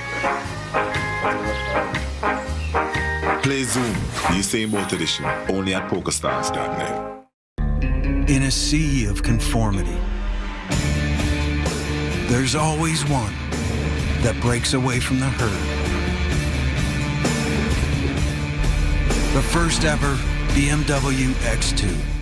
Well, we might just get it here as well, and that's not a bad message to Sebastian Vettel, Martin, pointing out what the comment you just made, but to put that fresh in the driver's mind. Yeah, it does remind the other teams as well to look out for the launch, but so as soon as the safety car gets out of the way, it's the prerogative of the leader to control the pack. He's not allowed to accelerate and brake unduly hard and create a concertina back to the field where we get accidents and incidents. But it's up to him when he decides to go, and it looks like it's somewhere about now, doesn't it? And he's gone very well indeed, hasn't he, there, a long way before the hairpin. Sebastian Vettel locks up a little bit going into that hairpin as well. Valtteri Bottas controlled it nicely from his perspective. We are green, we are racing again, and we end lap 35 with Valtteri Bottas in the lead. From Sebastian Vettel and Lewis Hamilton going wide is Kevin Magnussen. Nico Hülkenberg picks him off out of that final corner. Max Verstappen holds off Kimi Räikkönen, and behind here Fernando Alonso and Romain Grosjean going wheel to wheel into turn one. Fernando Alonso stays ahead of Romain Grosjean. There's Carlos Sainz getting in on the action as well. It was a big moment for Fernando Alonso there. Sainz now puts Grosjean under pressure. Stoffel Van Dorn under pressure from Esteban Ocon in the Force India. Fresher tyres for Ocon there, and his teammate Sergio Perez has Lance Stroll behind him after picking off the Williams at the safety car restart, and the two Force Indias very, very nearly come together in the hairpin at turn 6. And Ocon made it past Van Dorn. Pierre Gasly's got a 10-second penalty. That's too cold. Yeah, he's getting hot. His tyres aren't hot enough, Martin. For causing that collision, so should he pit again, they will add that to his pit stop. But Hamilton under pressure then from Verstappen. Raikkonen, it has worked out well for him, that safety car, brought him back into play. But Bottas was super smart there. Yeah. Because the risk you've got of going too early is you catch the safety car again. Safety car's got to be out of the way. And so he was really slow, let the safety car clear, and then went, I would say, much earlier than you'd expect to start a restart process. Raikkonen on Verstappen into the hairpin. And he's just a little bit too far back. Verstappen wants to challenge Hamilton, needs to defend from Raikkonen as well, and Ricciardo is right there to maybe get in the mix as we complete yet another lap. And Bottas has a 1.8 second advantage over Sebastian Vettel. This has worked out brilliantly for him, this safety car restart. Vettel under pressure, Hamilton just behind him, but then the big pressure, Verstappen and Raikkonen and Ricciardo, with Nico Hülkenberg setting his fastest lap of the race, getting a bit closer to the Red Bull as well. Round the outside of Romain Grosjean goes Esteban Ocon trying to pick off the Haas. Sergio Perez is waiting there to pounce as well, and behind Perez comes Stoffel Van Dorn in the McLaren as Daniel Ricciardo has a look at Kimi Räikkönen and decides he can't quite get past. But you know what, has that Red Bull got the downforce through turn 7 and maybe try and swoop round the outside? No, he's just a bit too far back on this occasion. Softer crump tyres, of course, grippier tyres on the Red Bull because they took that pit stop under the safety car. But if he can get in the slipstream down the back straight, we know how brave Ricciardo is on the brake pedal. Just has he got the horsepower, Martin, to try and use that slipstream and put himself within a shot or even half a shot of getting past Kimi? Remember Monza last year, brilliant move down into turn 1. Can he do it in the hairpin here? Kimi struggling off turn 13. Ricciardo with much more grip through there. DRS will open. Is he at the end? We haven't got DRS yet. We've not done 2 more laps under the safety car. Here goes Ricciardo now. Maybe he doesn't need DRS. He's got past Raikkonen. Can he make it stick into the hairpin? There he goes again. Daniel Ricciardo late braking, gets past Kimi Räikkönen, and not for the first time in his career either. Ricciardo is up into 5th place. He did very well to make the apex of the hairpin coming in that late. Here we go, slipstream, and plenty of grip up the inside. Kimi didn't fight the inevitable. Thought he might have a look at the switchback underneath, but Ricciardo kept it neat and tidy. He did. Very much under control. Once again, great racing, brave racing. Kimi found a way to fight back, but sadly that door wasn't open to him. Now, Ricciardo can chase after his teammate Max Verstappen. I'll tell you what, Nico Hülkenberg is doing a decent job of holding on to Kimi Räikkönen, to the back of Kimi Räikkönen as well. Very good job being done by Valtteri Bottas out in front. When the DRS is enabled, which it is now, then Sebastian Vettel's going to be a bit too far back to get the benefit from it. And have the Mercedes and, for example, Vettel, have they got the tyres to keep this kind of pace up till the end of the Grand Prix? Because one thing's for sure, Red Bull have. Absolutely. Red Bull are going to be pushing the Ferrari and the Mercedes, Ted Kravitz. Yeah, just a quick one from Mercedes. They don't think that line of whatever it was on the back of Bottas's tyres is blisters. They don't think it's wear. They think it just might be pickup. from somewhere, a little bit of material or some old tyres, but they don't think it's serious or threatening to Bottas's pace. His pace at the moment looking nice indeed. Hamilton then with a pair of Red Bulls on fresh tyres. He realised he'd ended up ahead of them on the track, so they must have pitted. So this will be very interesting indeed. So let's try and put this into simplistic terms here, Martin. Track position for Bottas, for Vettel, for Hamilton in the podium places at the moment. Fresher tyres, extra grip and the ability to push harder for the two Red Bulls and Kimi Raikkonen if he chooses so as well. The Mercedes and the Ferrari Sebastian Vettel have to watch their pace. They don't want their tyres to degrade so much that they'll be sitting ducks at the end as Verstappen has a look at Lewis Hamilton. Hamilton defends well. And that's how much more grip the Red Bull's got. Look, it's just driving out of the corner. You'll not get around the outside of there, though. Very nearly. Well, will he? Well, they're very nearly. They touch again. Verstappen, in his eagerness to get past Lewis Hamilton, has lost out to his teammate Daniel Ricciardo. He runs off the road. Should Verstappen just have bided his time a little bit there? A little bit. It's not. You're not going to get around the outside of Lewis Hamilton there. Lewis got his elbows out, to say the least. So for the second time in 2 consecutive Sundays, they can make contact, those two drivers.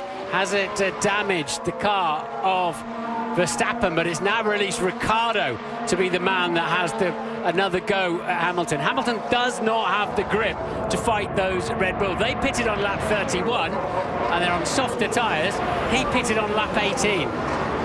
Right, let's get after Hamilton. Let's get him.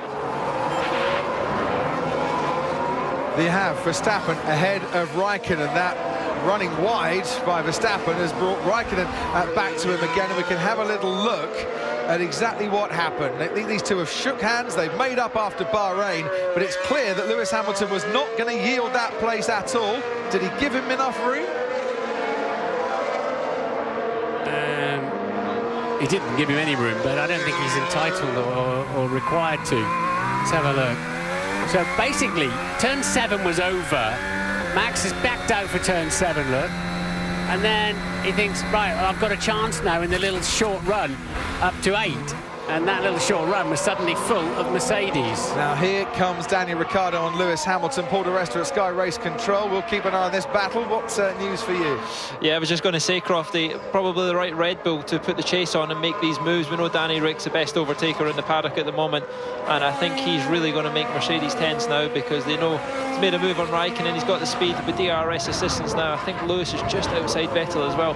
I think it is a race to the end with these two guys on the case. And happily, Verstappen appears to have good speed again and hasn't damaged his car, so I wouldn't count him out yet either. He can soon come back from there.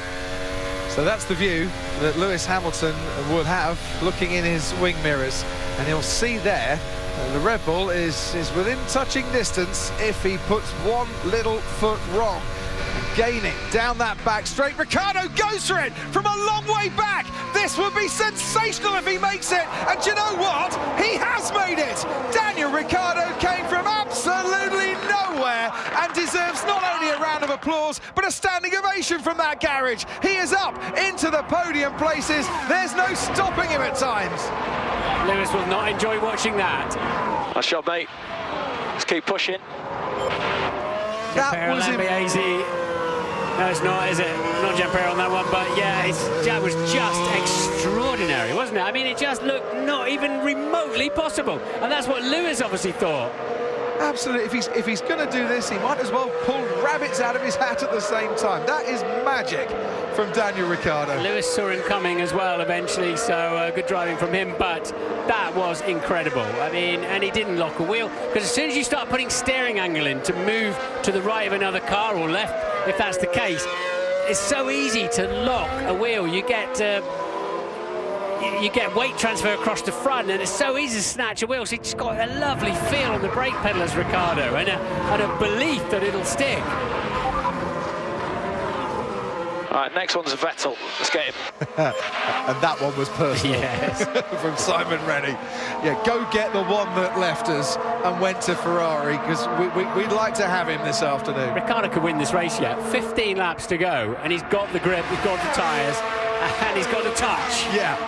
He's got a couple of other things as well, Martin, and I think that's what actually aids him when it comes to that sort of overtaking. Max Verstappen is right back on Lewis Hamilton's tail once again. Sebastian Vettel's going to have to watch out for Ricciardo. Kimi Raikkonen is just watching things from a distance at the moment. Valtteri Bottas still leads as Ricciardo sets a new fastest lap of this race. He is well within DRS range of Sebastian Vettel. Red Bull, with that bold gamble to pit when the safety car was called, are now reaping the rewards here on lap 42 of the Chinese Grand Prix. Everything to play for, and at the moment they are gaining everything too.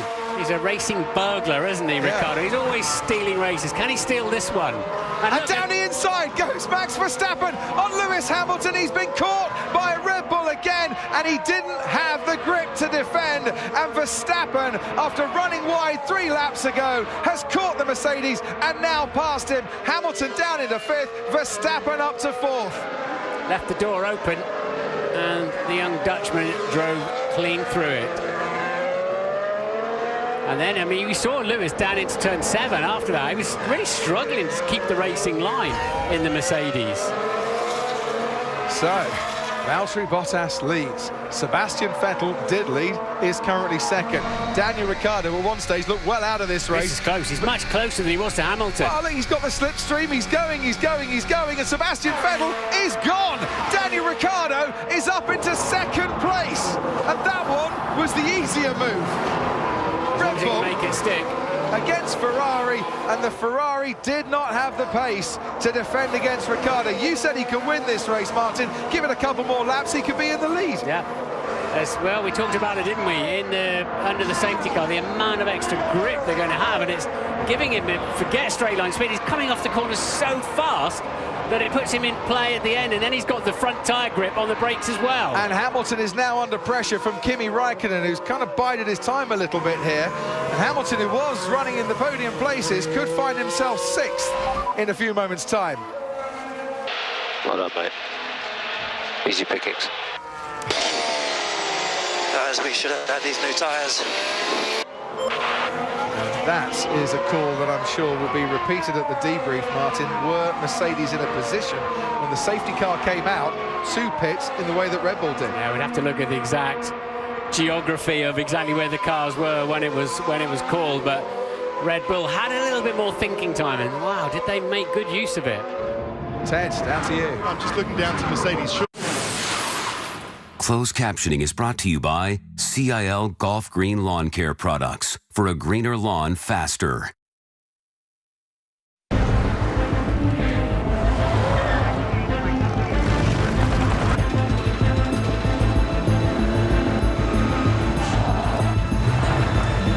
Right here, Dad.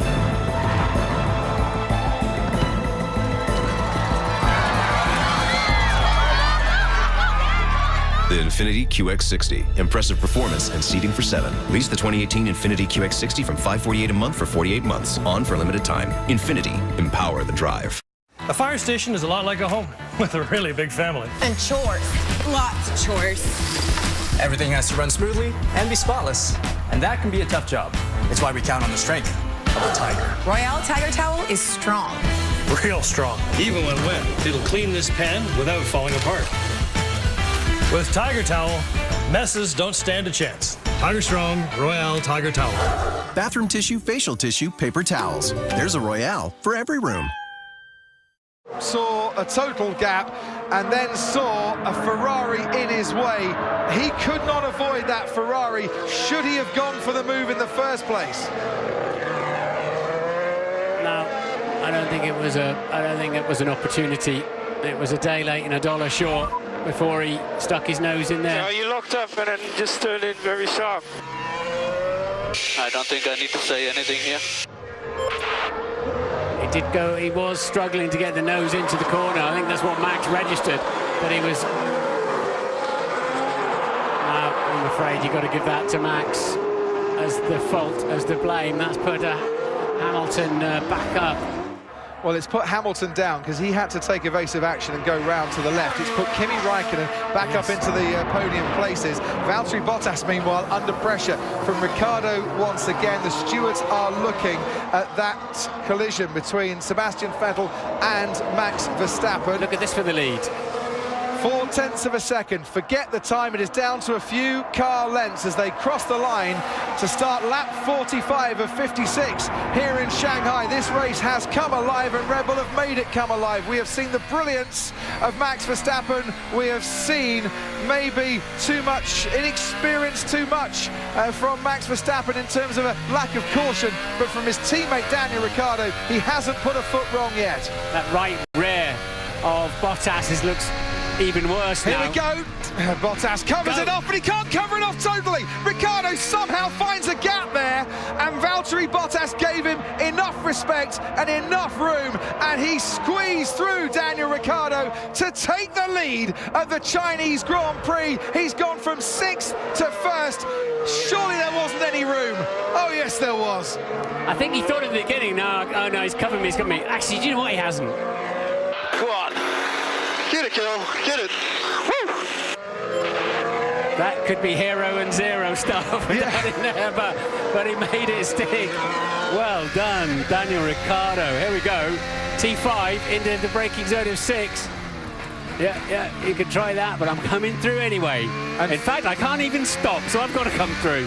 Fair play to Valtteri Bottas as well, who I think realised he wasn't going to stop Ricciardo, and if he closed that door anymore, he was going to ruin his race as well. Is that, Martin, something that Sebastian Vettel maybe should have thought about at the hairpin as well? I know Verstappen was coming in and it was a very late lunge, but did Vettel's desire to defend cost him dear as well? I think because Vettel had turned into the corner, he was a little bit late on the race. He was struggling front grip, but your rival and the rivals are now out of your mirrors. You're focusing on the apex. You can't see them any longer. We'll see, but that contact was created by Max Verstappen. Love the kid, love to watch him, don't want to beat up on him, but I think he'll have to take the blame for that. Yeah, I'm not in any way excusing or discussing what Max did. Sebastian Vettel's defence there meant that he went from potential podium place to now running in 7th. Don't give up, can pass Hulkenberg. Yeah, why is it? He lost that place to Hulkenberg, didn't he? Went around the outside, so he got dirty tyres from the incident and lost a bit of tyre temperature, but he does seem somewhat dispirited now, doesn't he, Vettel, trundling around there. Max Verstappen has a 10-second time penalty for causing a collision.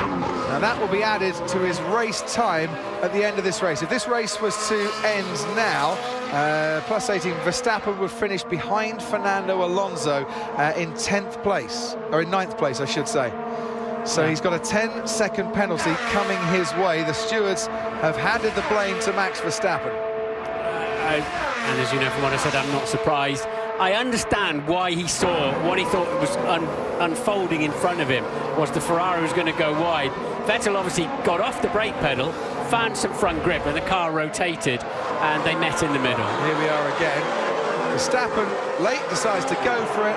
Actually, no, Sebastian Vettel, I'll take that back.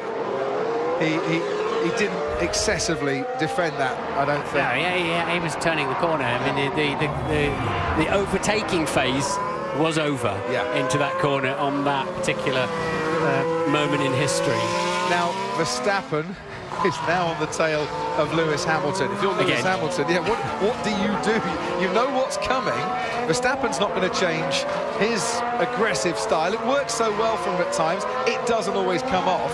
But if you're Hamilton, you've actually got a chance here to make up a few points on the championship leader, Sebastian Vettel. Yeah, I mean, if you're Hamilton, hopefully you've been told that Verstappen's got a 10-second penalty. Do not get into contact with him, because you're guaranteed to be ahead of him.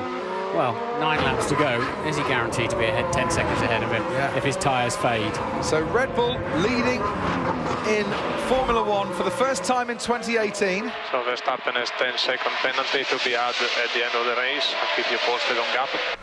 All worth it then. And on board with Max Verstappen. Lewis Hamilton ahead of him. Down the back straight we go then, and everyone I think edging closer to...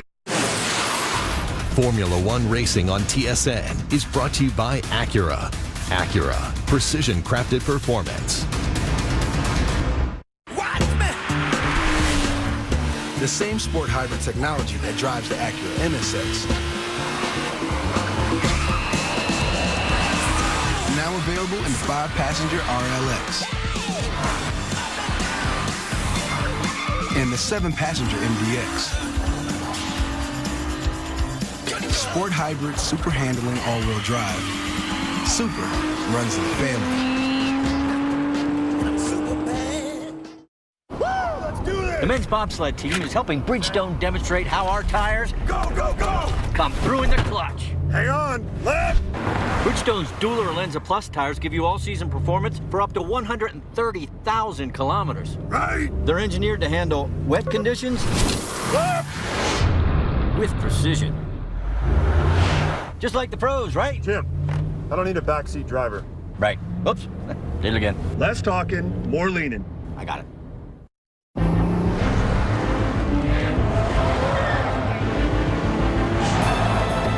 Right here, Dad. The Infiniti QX60. Infiniti, empower the drive.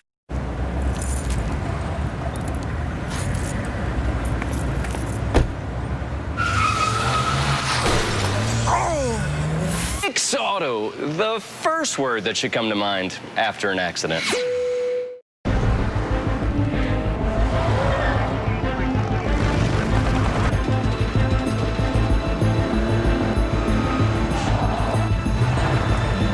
Right here, Dad.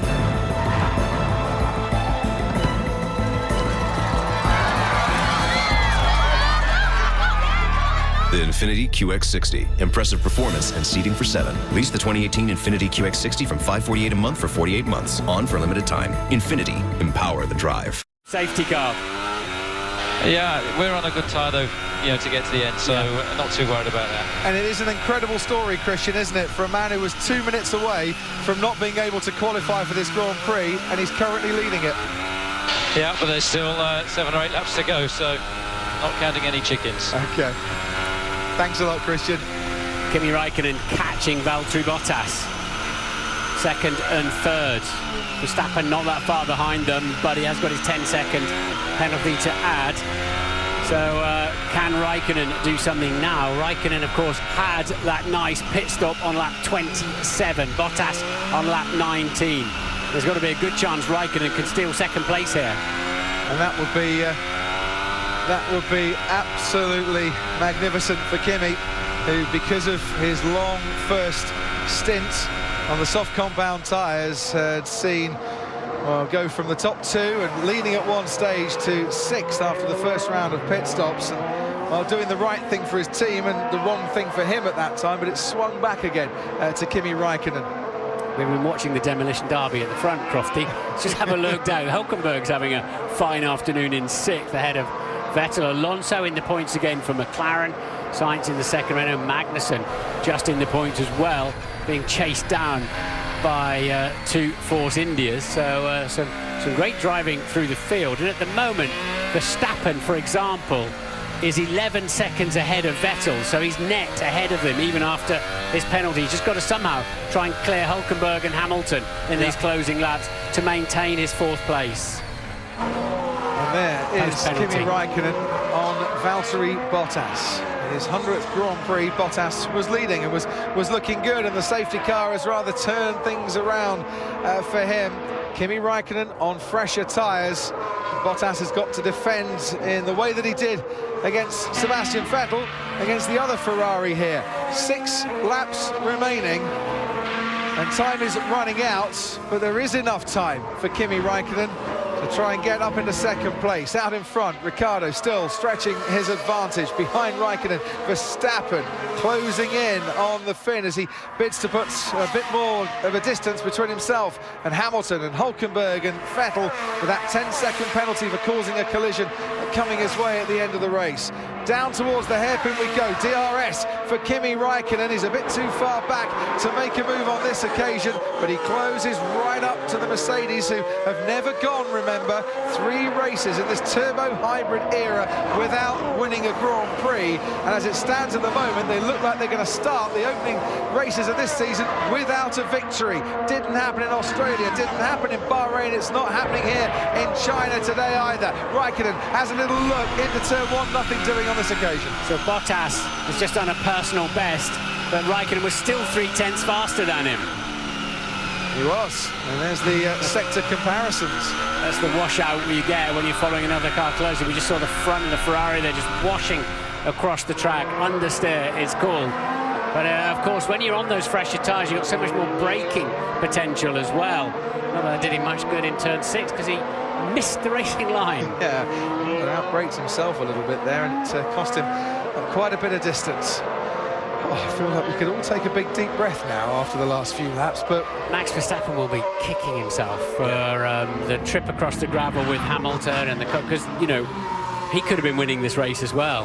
I don't want to be too hard on Max Verstappen because I love his style, Martin. I love watching him. It was this Grand Prix in China when he was a Toro Rosso driver that really put him on a stage where we knew what he was capable of in terms of late braking and great moves. But you just get the feeling in his, third season now in Formula One, Verstappen, or fourth season, I should say, that a bit of caution occasionally might not be a bad thing.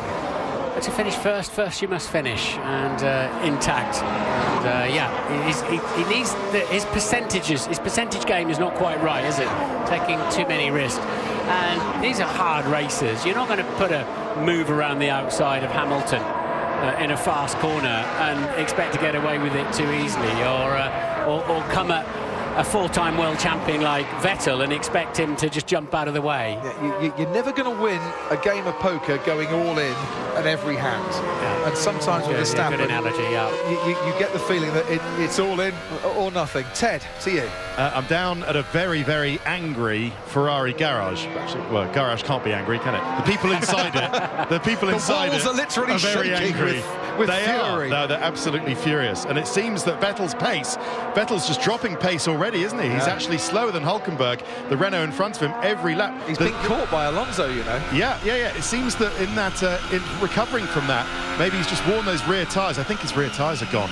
Obviously, he did spin them up quite a lot, didn't he? Would have taken a little bit of gauge off them in recovering from the Verstappen spin. But, you know, what looked like such a great weekend, dominating the front row. Then you get mugged by Valtteri Bottas with some great Ferrari strategy, thanks to a slow Ferrari pit stop. And then he got Verstappen.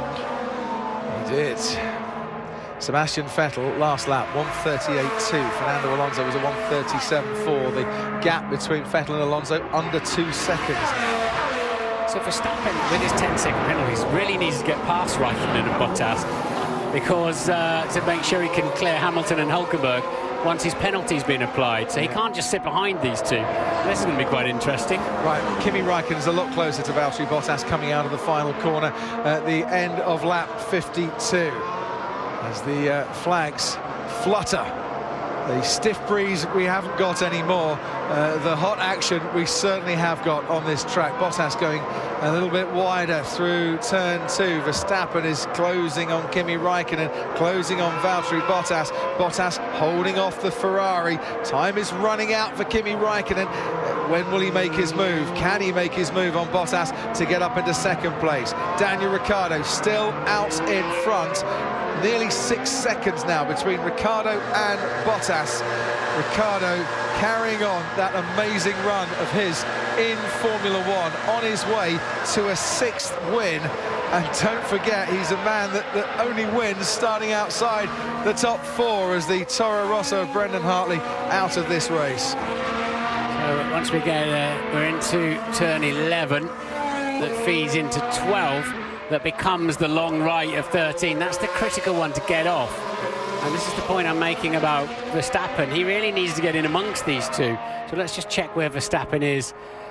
He is still behind. No, he's ahead of Hülkenberg now with his net penalty. Yep. But still behind Hamilton, so he dropped 1 place with his penalty at the moment. You don't want to be dropping any places at all. Valtteri Bottas still not prepared to drop from that 2nd place. I almost get the feeling he's holding up Kimi Raikkonen, but he's managing to stay ahead in the areas where Raikkonen can challenge. Verstappen getting a bit tail happy coming out of the last corner. 2nd, 3rd, 4th, separated by less than a couple of seconds. 14 kilometres to go, it says at the top of the screen. So Kimi likes a much tighter line into turn 1, but it's not really gaining him too much. And then he gets a little bit squirrely just coming out of 2 in the turbulent air of the Mercedes. While we're watching from the rear wing of Valtteri Bottas Mercedes, I've just seen Sebastian Vettel pursued by Fernando Alonso down the main straight. Alonso's within DRS range of Sebastian Vettel at the moment. That'd be a shocker, wouldn't it? Yeah. I'd be surprised if Vettel's damaged. They're losing so much grip behind him. Yeah, it really is. He's losing grip. I think Vettel's tyres losing a lot of grip. It must be. After that incident. Yeah. On board with Alonso. There's Sebastian Vettel. Martin, how does that Ferrari look coming out of the hairpin to you? It looks all right, but he's clearly lacking pace. But of course, when he lit the tyres up after his half spin, that wouldn't have done them any. You flashed the surface temperature of the tyre up and changed the property of the compound. So he's really struggling overall, isn't he, Vettel, for grip? Because they barely touched, did they? It was like a synchronised sort of spin, really. But so I didn't imagine any pieces of bodywork broken too much in there. Sebastian Vettel is going to be furious after this race, and you wonder what comments he'll make towards Max Verstappen. You wonder if the two drivers will have a chat about it. The stewards have made their decision. Verstappen penalised, but Vettel, through no fault of his own, has come off worse in terms of his finishing position on the track. Back then to what's happening on the track. Alonso's gaining on him, but not quite enough to make a move. Safety car helper. Good drive from Alonso, isn't it? Great drive. He comes alive when he's got a sniff of battle, of engagement out there. Especially if it's a Ferrari. He's still got a few points to prove, I'm sure, on that one. Lap 55 of 56. Whilst Ricciardo is out in front and contemplating Martin Brundle where he might be drinking the champagne on the podium. Fernando Alonso is still fighting away. And Sebastian Vettel, did he get any contact from Alonso there going through turn 2? Alonso is ahead of the Ferrari and Alonso is up into 7th place. Sebastian Vettel has lost out once again. If there wasn't any contact, he really did have to back out. He locks up going into the hairpin. And Carlos Sainz might start getting interested on Sebastian Vettel soon as well. So we're going to swap underneath him and then just run him clean out of road. You can't just run me off the track like that. It's intentional. Sebastian Vettel had to go off track there. That cost him. He then locked up into the hairpin. We can see it better now, Martin, from this angle. Alonso said I'm taking the racing line, and he was. I don't see a problem with that.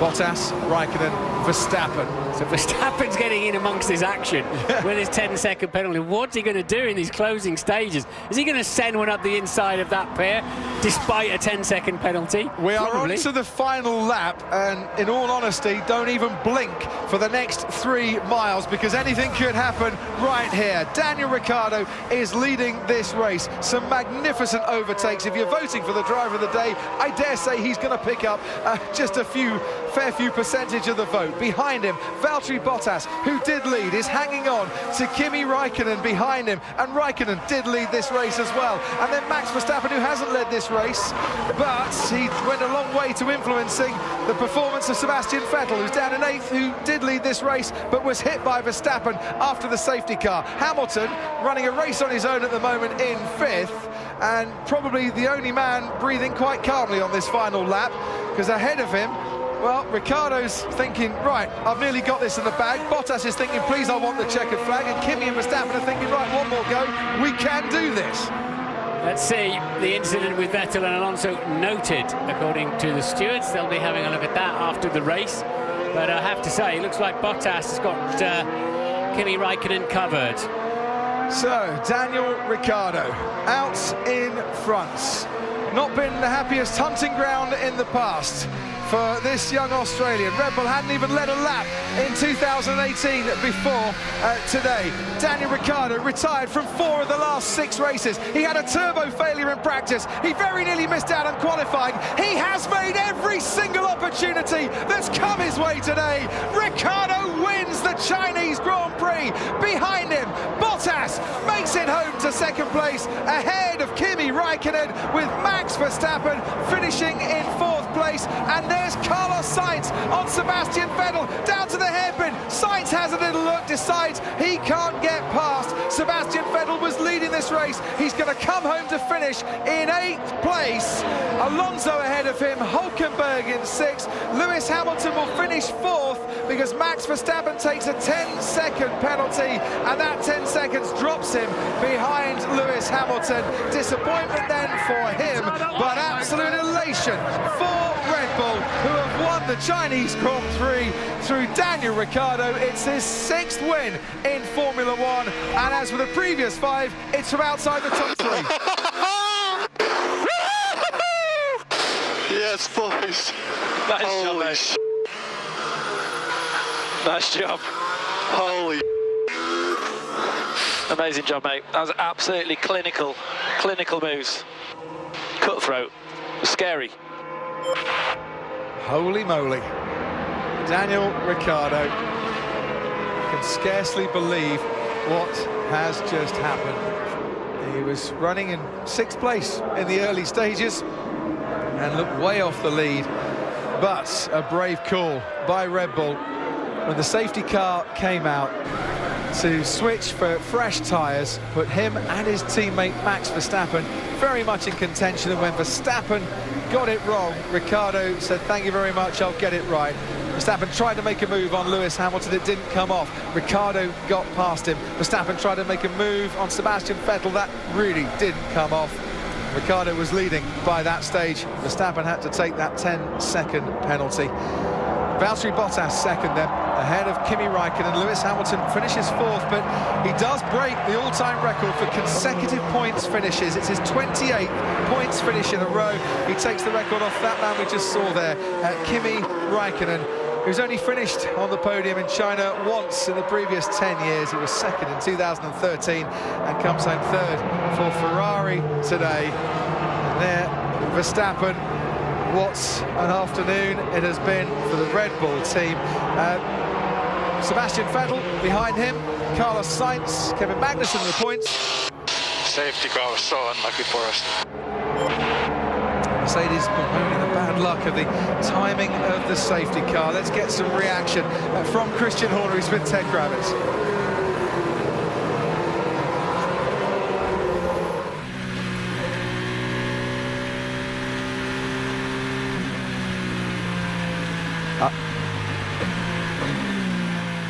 Christian, what a story. Yesterday it looked like he might not even qualify, and today he's won the race. Amazing. I mean, a fantastic team effort today. I mean, hats off to the guys in the garage. They've done 2 double pit stops as well. You know, nailed the strategy, and Daniel's executed the perfect race. And it was a perfect opportunity with the safety car to make it all happen, wasn't it? Totally. I mean, it was a late call, it was a last-minute call, but got them both turned around, and you know, to see him win this race, first time we've won here since 2010. After the bad luck he's had, you know, the last couple of races, it's great to see him, you know, on the podium winning this Grand Prix. I think Max is going to come in for some heat from Sebastian and Ferrari. Yeah, I mean, look, it looks like a mistake. He's got penalised for it. He's young, he's aggressive. That's what makes him exciting to watch, and you know, he's paid the price today. Well done today. A nod and a roar of approval. Daniel Ricciardo has just said, "I can't stop smiling." He's not the only one, to be honest. When he puts in some of the moves that he puts in, just makes you feel glad to be alive and watching Formula One. Magnificent effort. Comes from so far back and keeps such great car control. He has earned this victory today as Daniel Ricciardo, and has earned those celebrations with his Red Bull team. When was he going to catch a break, we wondered. 4 of the last 6 races before this, he'd retired from. The batteries went in Bahrain. He was fully charged today. Sebastian Vettel has a little look. It's the Red Bull car. His Ferrari having contact with Max Verstappen and finishing down in 8th place in the end. On stage, very nice for him this afternoon. Certainly this race turned around when Mercedes initially went aggressive on strategy and managed to push Ferrari. Didn't react in time, the Scuderia, and then it swung once again on the safety car that I won't apologise, says the honey badger, nothing to say sorry about today. But that safety car, perfect timing for Red Bull. Not the best timing at all for either of the two Mercedes drivers. We have one retirement from this race. Brendan Hartley was retired about 5 laps from the end. Kevin Magnussen in the points once again for Haas, behind Carlos Sainz. The 2 Force Indias just missing out. Ocon and Perez 11th and 12th. The crowd wait for the drivers to come out. Championship leader Sebastian Vettel, he retains, on the podium I should say, retains the championship lead. He's 11 points ahead of Lewis Hamilton after his worst finish in China since he came 9th for Toro Rosso here 10 years ago. Dr. Helmut Marko shaking hands of anyone who wants to shake hands with him. Someone smuggled a koala into the pit lane. The finishing order: Red Bull ahead of Mercedes, ahead of Ferrari. Red Bull pushing themselves maybe back into this title race this afternoon. Boy, do they have the pace and the fresher tyres in those last laps.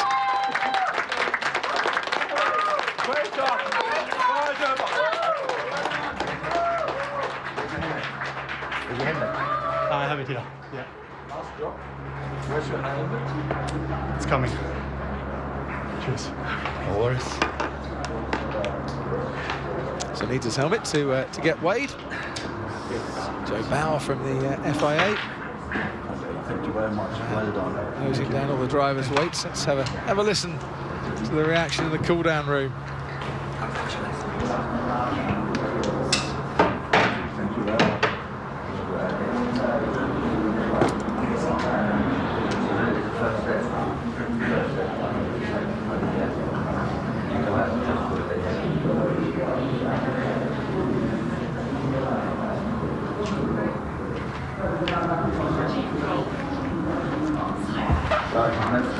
much. You ready for you? Should we do this? Thanks, mate. Yeah. Let's do it. Yeah, we ready to go? He wants to get out there very quickly and get his winner's trophy. He's a man looking for conversation, but I don't think Valtteri Bottas and Kimi Raikkonen are much in the mood for talking. Oh, what a brilliant race, and in 3rd place was Kimi Raikkonen from Finland. So Kimi Raikkonen with his 93rd podium in Formula One. In 2nd place, his compatriot, Valtteri Bottas. It's a 24th podium for Valtteri Bottas in his 100th Grand Prix. But the winner, a brilliant win for both Daniel Ricciardo and Aston Martin Red Bull Racing, and in their honour, we will hear the Australian and Daniel Ricciardo, victory national for him. Never won a race so early in the season, but he has today.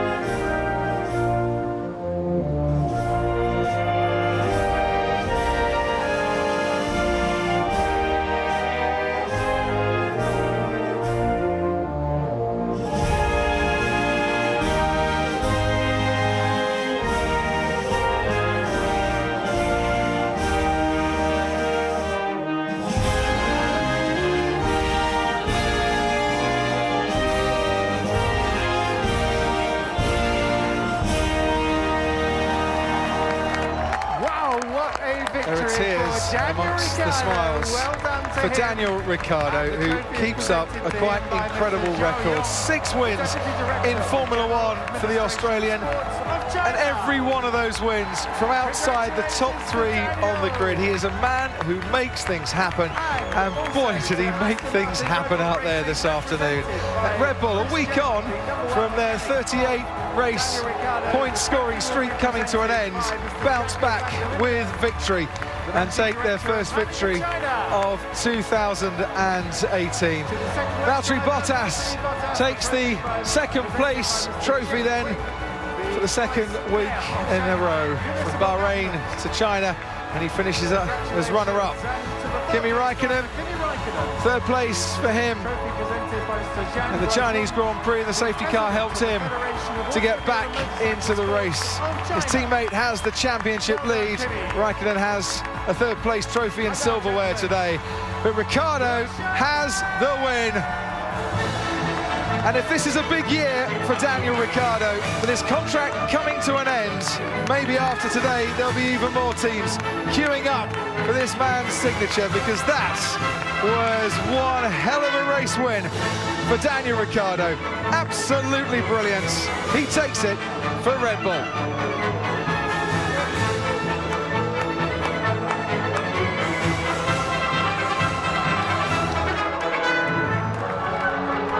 Martin Brundle has made his way down towards the podium. You'll see him in a minute. But first, the traditional shoey. No need to bring a glass. He's got his racing boots to drink from.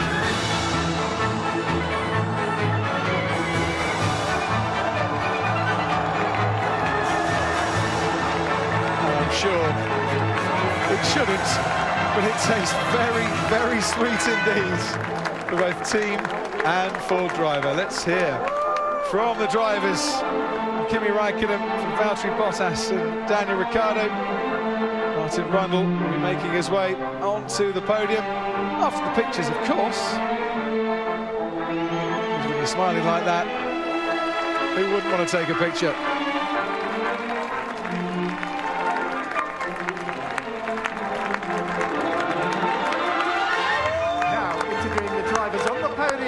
Former Grand Prix driver and respected TV pundit, Martin Brundle. Ni hao. Ni hao ma. Daniel. Do you want to jump down here? What an absolute star. What a race. Thanks, mate. Your sixth victory, but is that the sweetest one? I don't know what it is. I don't seem to win boring races. They're all pretty fun, so that was unexpected. You know, putting ourselves 24 hours ago, I thought we may be starting at the back of the grid. So firstly, thanks to the boys yesterday. I thanked them after qualifying, but today is the real reward for that work. So thank you to everyone at Aston Martin Red Bull Racing. The mechanics worked their butts off. So and the team had their brain in gear, didn't they, under the safety car, getting you in the pit lane, double stacked the car twice, so the pit crew were on it as well. Yeah, it was hectic. I heard safety car in turn 14, and they said we're going to double stop, come in the box, and yeah, it happened very quickly, but yeah, very decisive moves, winning moves also from the team. So thanks a lot, and yeah, fat lip and all, I got the win. Just take us through one of the great overtakes, maybe on Lewis. I mean, that came out of nowhere down into the turn 14 hairpin. Yeah, sometimes you just got to lick the stamp and send it. So there we go. I enjoyed it very much. And it kept it up. You still made the apex somehow. Extraordinary. Yeah, it was obviously we had the soft tyre, so I knew I could always get a little bit more out of the braking than them. So a lot of the time you get one chance to try, so I made the most of every opportunity. You're a little bit closer to Valtteri when you passed him than you are now, but Valtteri, kind of bittersweet, your 100th Grand Prix start, the safety car didn't play into your hands and left you on some slightly older tyres and struggling a little bit. Yeah, you know, the race was going pretty well for us, and we're looking strong all the way until the guys during the safety car stopped, and yeah, we were in trouble really then with the Daniel and nearly with Kimi in the end. So yeah, it is disappointing. You know, we're giving everything we had, and yeah, kind of felt like we deserved the victory, but not today. Without the safety car, do you think you had enough grip and pace to keep Sebastian behind you and take the victory? It felt like, you know, everything was under control so far, and I had no major drop-off in the end. So I think we could have done it, but yeah, this is racing. These things happen. Okay, 2 Finns on the podium today, of course. Kimi, wow, it looked like you were a bit out of position. Clearly the most popular driver here today. It looks like you were struggling a bit. They kept you out a long time before the pit stop, and then obviously the safety car played into your hands. You had great speed and got yourself back on the podium. Yeah, I think we made a good start, then got unfortunately blocked a bit and passed in the first corners, and struggled a little bit following people on the beginning. On my own, it wasn't too bad, but for sure far from ideal on the start of the race, and then obviously we stayed very long out, so you know, a little bit luck with the safety car. I had a good speed on the mediums, but in the end we would have needed the soft tires to really go for it. But yeah, I think I was kind of okay in the end, but once I got close, I got much more speed than Valtteri. But once you get close, it's so difficult to follow people. To get a good run, you need the much better tires to get that proper run and can kind of offset yourself. But yeah, I'll take what I got, because at one point it didn't look good at all. So. Good stuff. I think that's the most words I've ever heard from you. Nice job there, Kimi. I just want to, let's go through the other overtake when you passed Valtteri down into turn 6, because that looked a little bit touch and go. Yeah, it was close. You know, I think it was hard but fair. But I saw him I saw him defend, so I wanted to go shallower, but then he came a bit more, so I thought about pulling out. No, I'm just kidding. I was going to pull out. No, I knew there would always be enough room, and the tyres had pretty good grip. So worst case, I went wide and I'd have another crack somewhere else. So you're drinking the champagne then out of your own shoe. Last time I did that with you in Azerbaijan, exactly. I was sick for about 6 months. Do you want some? No, thanks. Thanks a lot. No way. You won, of course, in Azerbaijan last year, where the next Grand Prix is. So let's wish everybody can join us there. What an amazing season this is turning out to be. And we look forward to you seeing us in Baku.